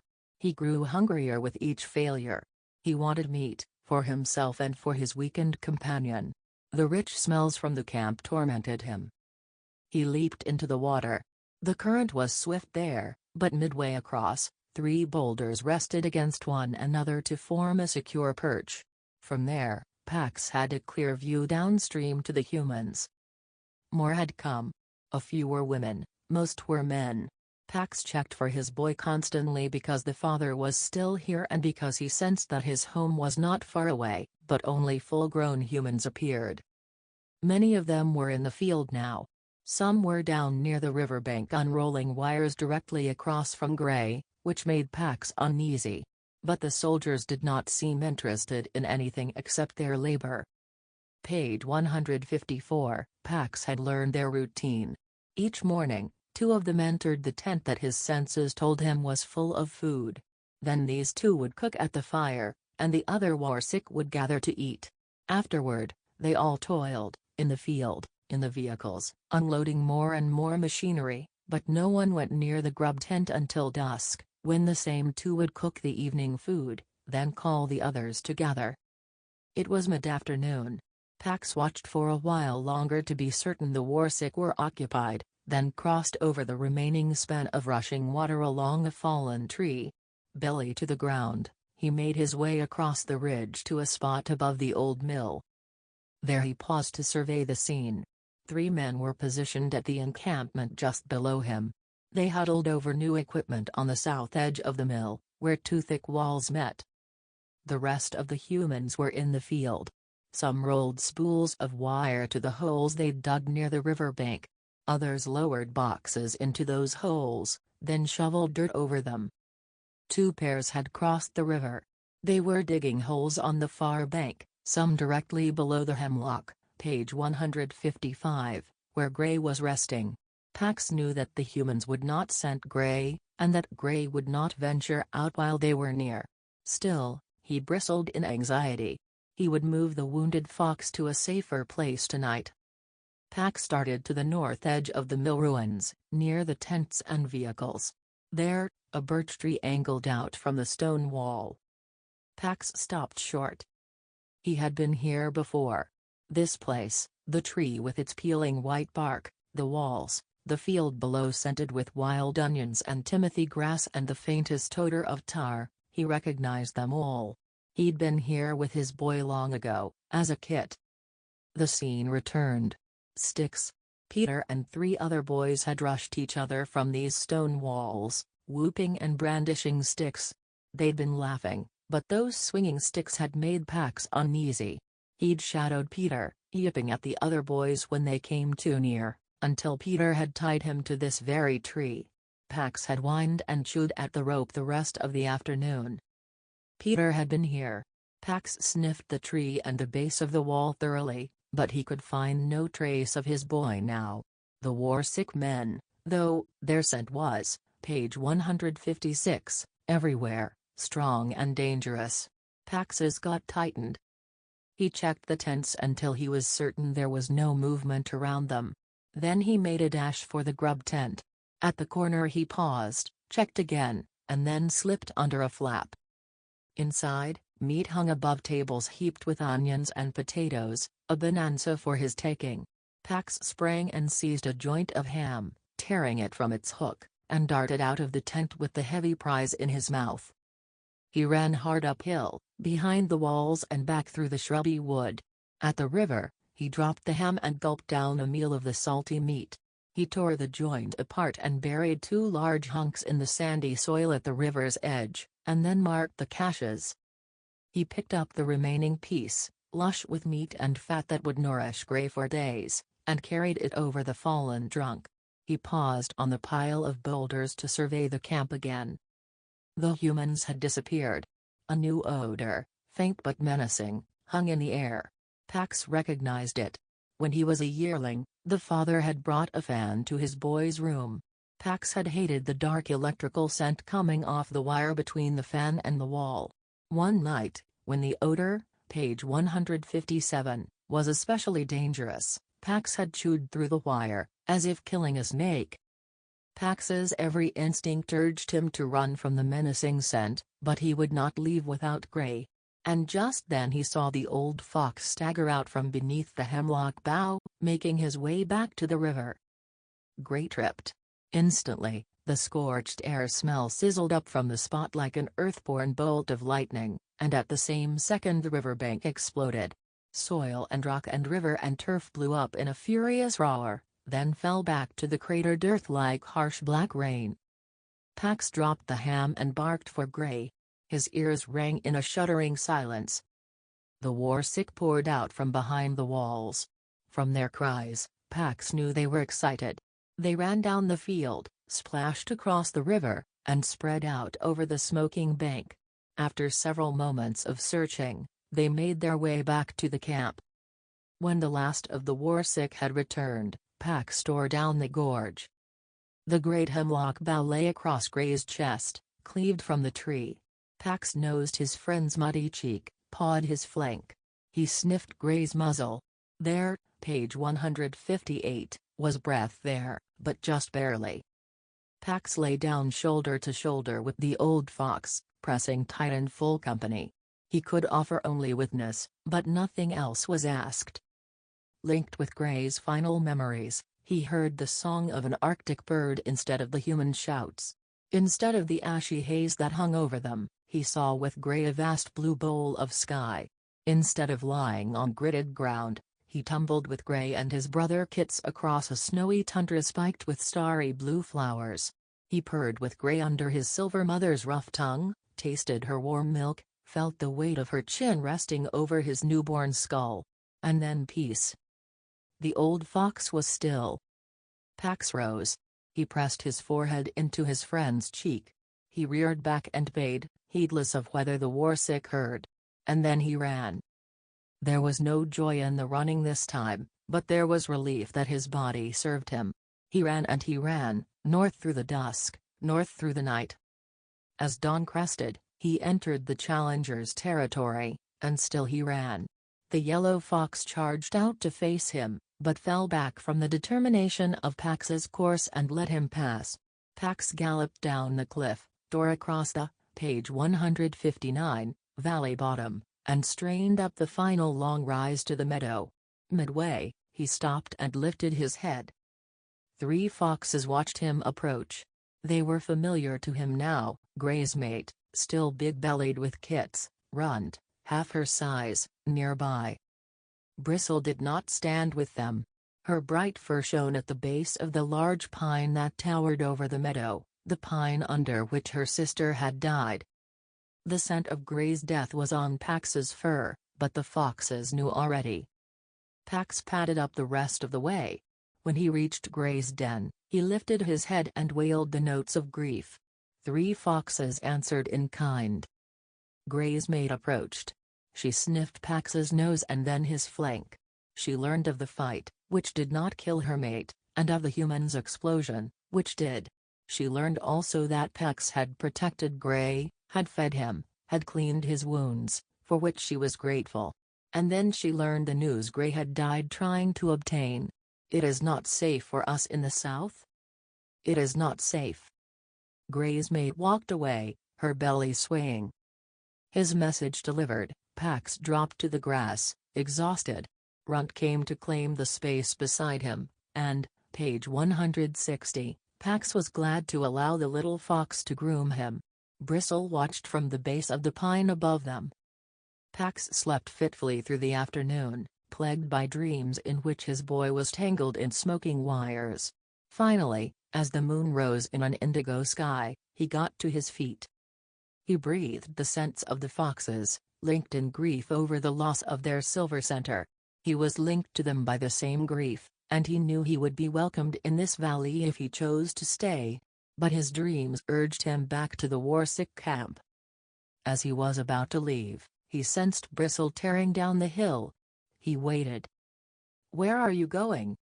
Pax shared his new understanding that the exploding earth was war, and that the wires caused death. He shared his fear that his boy might come upon them if he joined his father, and his determination to protect Peter. These explosions, they would kill humans? Yes. She sprang around to face him. Then leave them. Pax ignored her. He gathered himself and leaped. He hit the ground at a run. 161. Peter dropped from the beam when he caught sight of Vola limping through the rain toward the barn, and tried not to look guilty. Vola was suspicious he'd been doing more than the exercises she'd ordered. He was, doubling them usually, and she wasn't happy about it. It takes a healthy adult 4 weeks to do what you're trying to do in 1. You're bound to hurt yourself, she'd warned him several times. In just these few days it had become an old argument. He watched her shake off water in the doorway and it reminded him of Pax, the dog-like way he did that. Was it, page 162, raining where he was? Would he still shake himself off if there was no warm, dry inside to come into? Peter shivered and rubbed his arms. What's the matter? You look like you're in pain. Your arms hurt? No. Of course they did. But it was a good hurt, a soreness that meant he was getting closer to being strong enough to go. He dropped and did 3 push-ups, his cast resting on his left ankle. See? Fine. Can I do the obstacle course now? It's not training as hard. No. You can't get the cast wet. I'll figure out some way to waterproof it before you leave, but for today, stay in here. You do all your drills already? Beam work, sack dragging, cinder blocks. All that core work you taught me. Vola nodded to the wall of marionettes. Why don't you practice, then? Because those puppets don't get me a minute closer to my fox, Peter wanted to say. He sighed deeply and rolled his eyes instead. Vola was unmoved. How are you coming with them? Okay. Good, I mean. He'd practiced a few times. And gotten a little better. The strings didn't tangle up, page 163, anyway. Sometimes, though, the controls still worked exactly the opposite of the way he expected them to, and the puppets always looked twitchy, as if they were being electrocuted. But he had run out of patience. Let's do the show. I'm going to be leaving soon, Vola. Peter lifted the crutches, which moved as if they were extensions of his arms now. I made it to the ridge and back twice yesterday. I was on these things almost 6 hours. I would have done 8 except you took them away, remember? I'm ready to go. Vola dropped a handful of nails into an overall pocket and slid a hammer into her belt loop. Then she leveled him a gaze. Show me how you work, Sinbad. Peter gave another sigh, which Vola ignored again, and picked Sinbad off the wall. He swept the puppet over a bale of hay and dropped it onto the wooden egg in the big tin bowl that Vola had painted to look like a nest. He knew how clumsy it looked, but he sent her a hopeful glance. Really? That's the desperate hero, risking his life for a chance to escape the mighty rock?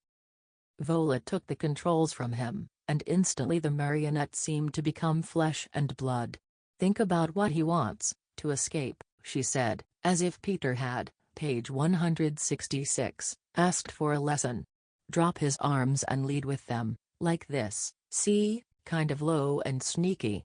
Have him sink down into the nest till he's hidden behind the egg. Once he's there, you can let him go and fly the rock over the nest from the other side, from the right, remember, so it doesn't tangle Sinbad's strings.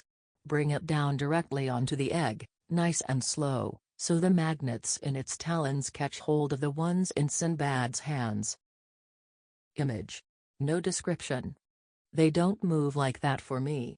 Why don't you just set up a mirror and watch yourself act it out? Vola glared at him. It's the 3rd condition, and it's not optional. Come over here. She carried the puppet to her workbench. He wants to move. All the puppets want to move because I made them that way. You just have to show them how. Your muscles to theirs, your muscles to theirs.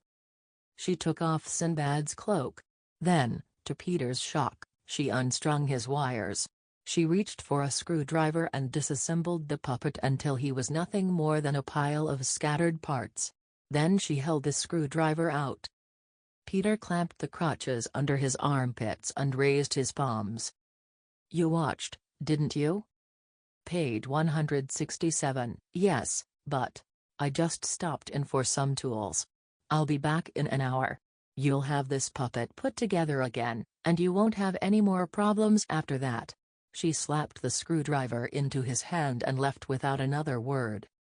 It wasn't actually that hard. The marionette's knees and elbows were simple one-way hinges, the shoulders and hips carved wooden ball joints, which Peter could see allowed for greater movement. The hands and feet were fastened with leather straps. The stringing was trickier. But once he figured out that the hands had to work off the control that moved like a dragonfly, he was able to figure out the others. And Vola was right. After he refastened Sinbad, he could move the puppet more smoothly. "Your muscles to theirs," Vola had said, and sure enough, Peter was able to translate the movements she'd suggested through his own body to Sinbad's. "Your muscles to theirs" didn't work for the rock. Peter flexed his shoulders, swooped his arms, but the bird only lurched a few strokes and then fell as if it had been shot. The bird's glittering gaze seemed a reproach. Page 168. "I'm sorry, bird. I don't know what you're supposed to be doing, though. Are you trying to eat the guy? Are you protecting your egg?" Suddenly Peter wanted to know the rock's story, wanted to get it right. He found the slot where Vola kept the Sinbad book. As he drew it out, he heard a quiet thunk. There was something at the back of the niche. He pulled it out. A square tin, faded yellow and decorated with the peeling word "Sunshine Biscuits." He steadied it on his palm and thought back to the battered cookie tin he'd found at his grandfather's, the one with its heap of soldiers guarding the surprising photo. He pried off the lid. Inside was a stack of index cards, scrawled with handwriting he'd already come to recognize. He knew instantly that he held in his hand Vola's personal truths, the ones she kept hidden.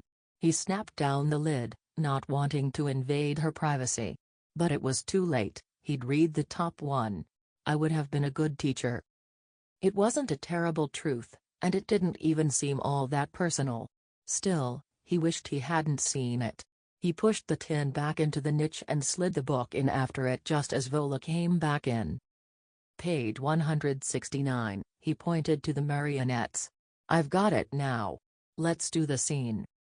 But Vola only walked to her workbench and poured oil onto a whetstone. "Not yet.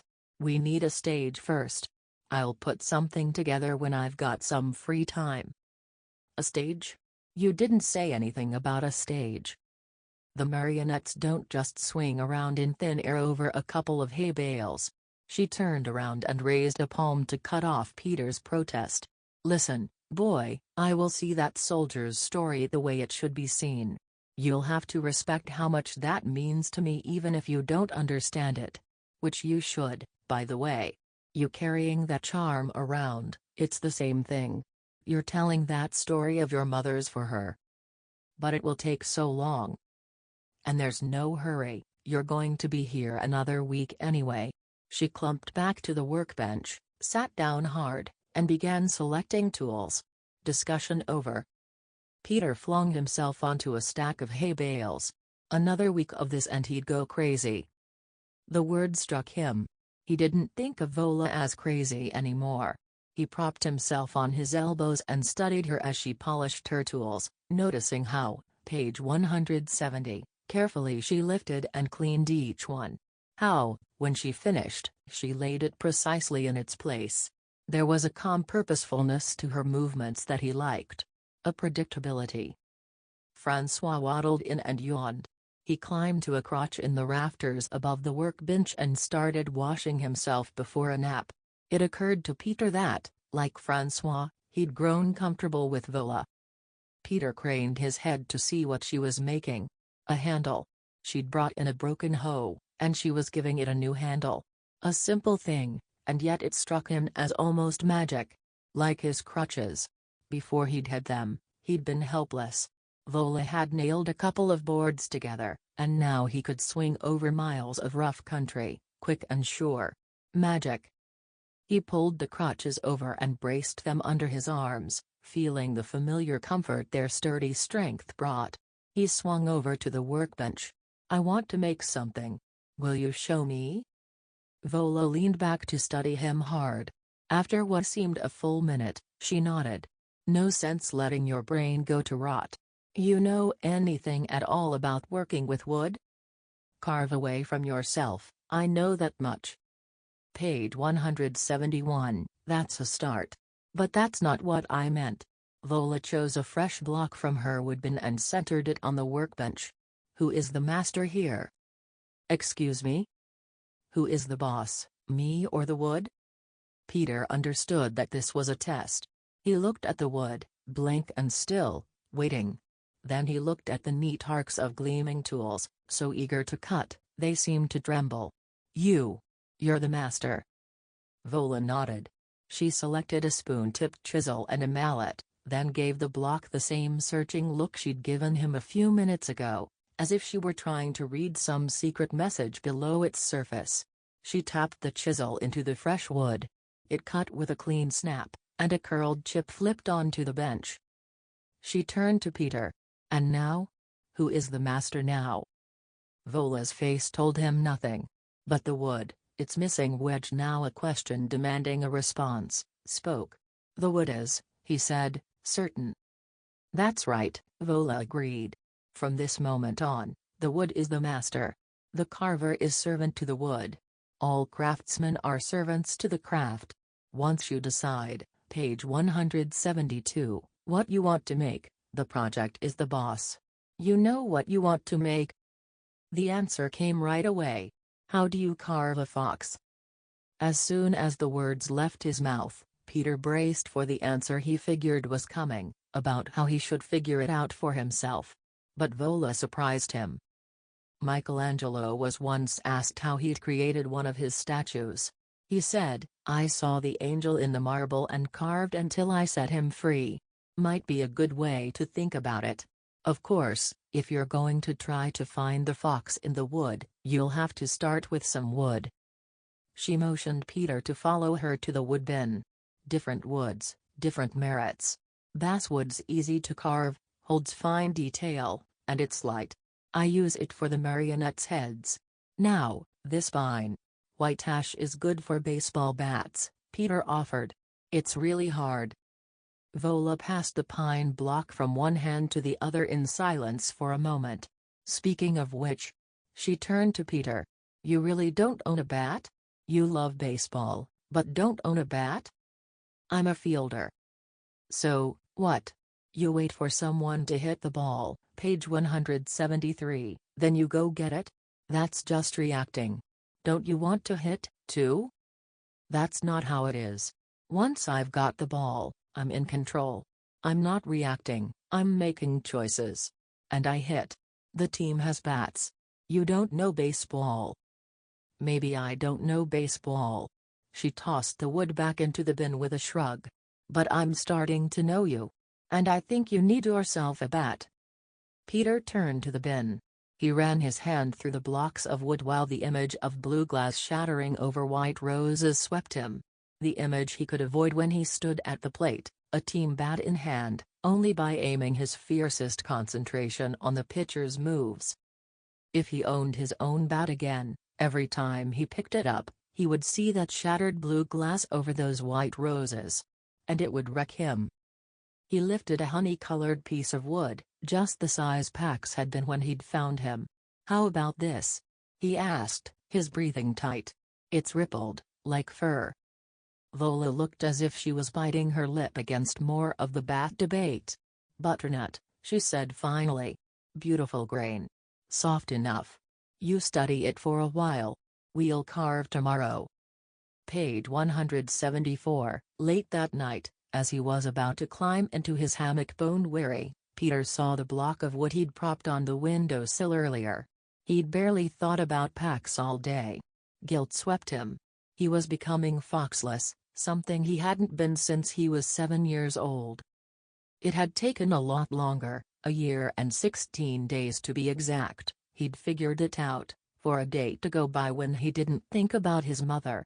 On that day, he'd gone with a friend's family on a camping trip. They'd gotten into canoes in the morning, and fished and swum and pitched tents and grilled hot dogs. Only when he climbed into his sleeping bag under the stars had his disloyalty struck him. He'd worried that night that he deserved to be motherless. He pulled her picture out from his pack. Her birthday, the kite.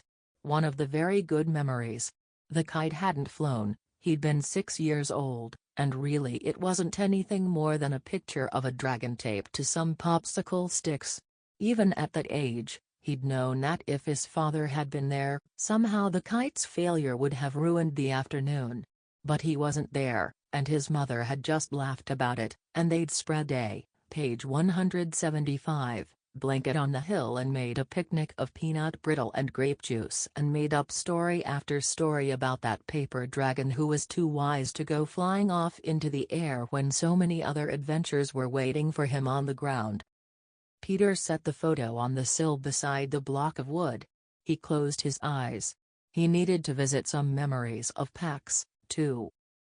Pax, waiting at the door of his pen whenever Peter got home because he'd learned the whine of the school bus brakes. Nosing through his backpack for apple cores. Peeking out of his sweatshirt pocket. Peter had snuck him into school once, in 2nd grade. He hadn't thought of the consequences to the kid, but had only wanted the secret comfort of his company. There'd been a fire drill, and the alarm had terrified Pax. Peter had been sent home and his father had been angry, but the way the kid had shivered and mewed had been the true punishment. The best memory was a quiet one. The winter before last had been cold, with long stretches when Peter hadn't wanted to leave the fireplace to do his homework. It had been so cold that his father had relented and allowed Pax inside early to stretch out close to the fire. Pax would, page 176, doze with his muzzle and front paws getting so hot that Peter kept checking them. Peter remembered his knuckles drifting down as he read his history text to knead the fur between his pet's shoulder blades. Peace. He opened his eyes and lifted the butternut block. And in the pale light of the moon, he saw the fox in the wood. Page 177. Image. No description.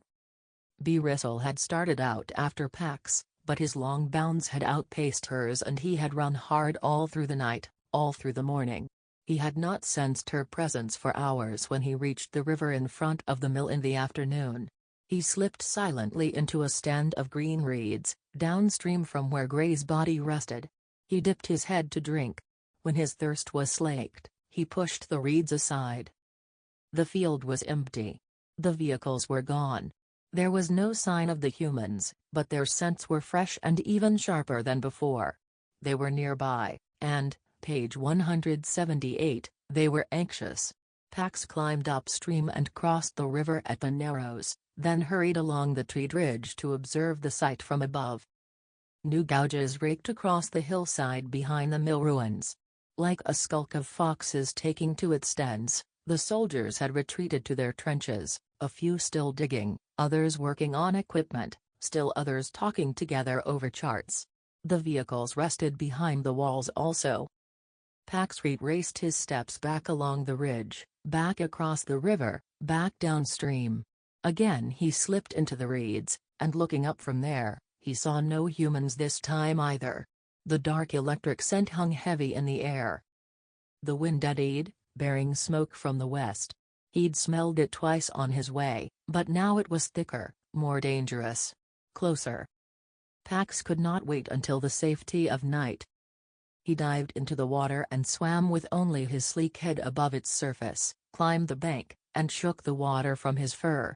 Keeping low, he headed for the closest cover, a scrub oak skirted with new suckers at its base, just a few full bounds away. From there, he sighted the advantage he needed, midway down from the mill walls, where the field began, page 179, to flatten out, a purple granite slab shouldered out of the ground. A bundle of wires trailed over this outcrop before dropping back into the grass. Pax crept out. His paws sensed a threat from the ground. More boxes were buried near the bank, the field crossed with more wires. Leaping clear of the wires, he skimmed the grasses so swiftly that they barely parted. At the base of the slab he flattened himself and perked his ears uphill. By the steady rhythms of their voices and tools, he knew that the soldiers had not moved from the trenches. The breeze was still downhill, it would alert him if they approached. He pulled a wire out and began to gnaw at it. Before he'd chewed through the sheathing, a fury of teeth attacked him from behind.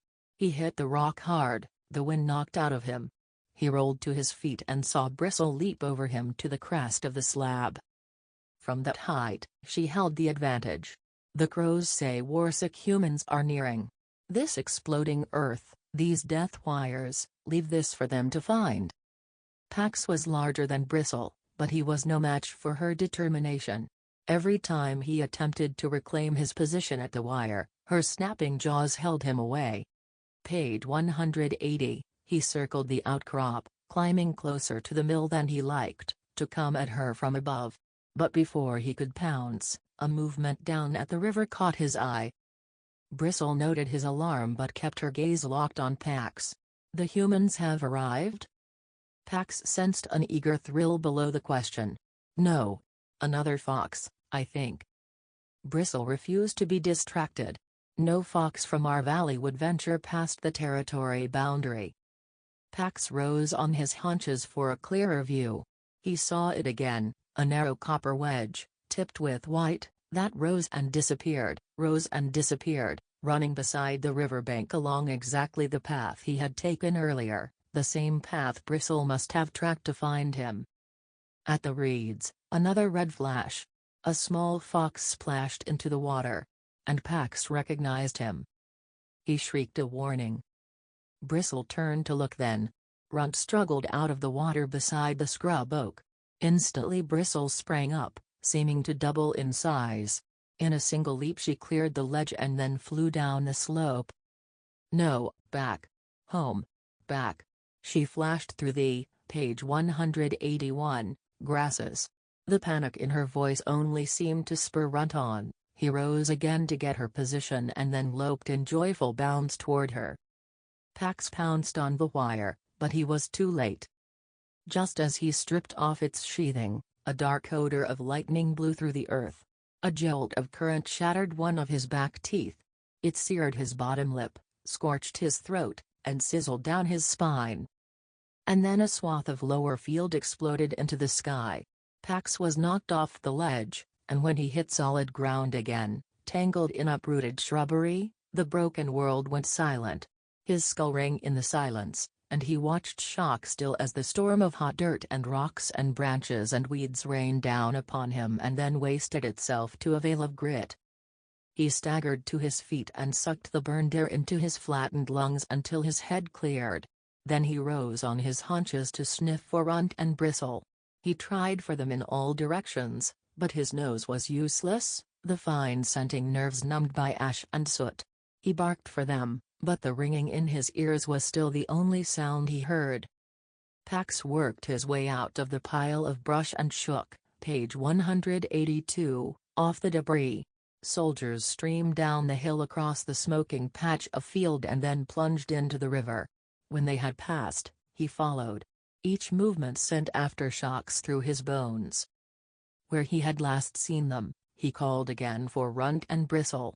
There was no answer, but, faintly at first, as if they were reaching his ears from a great distance away, he heard his own barks.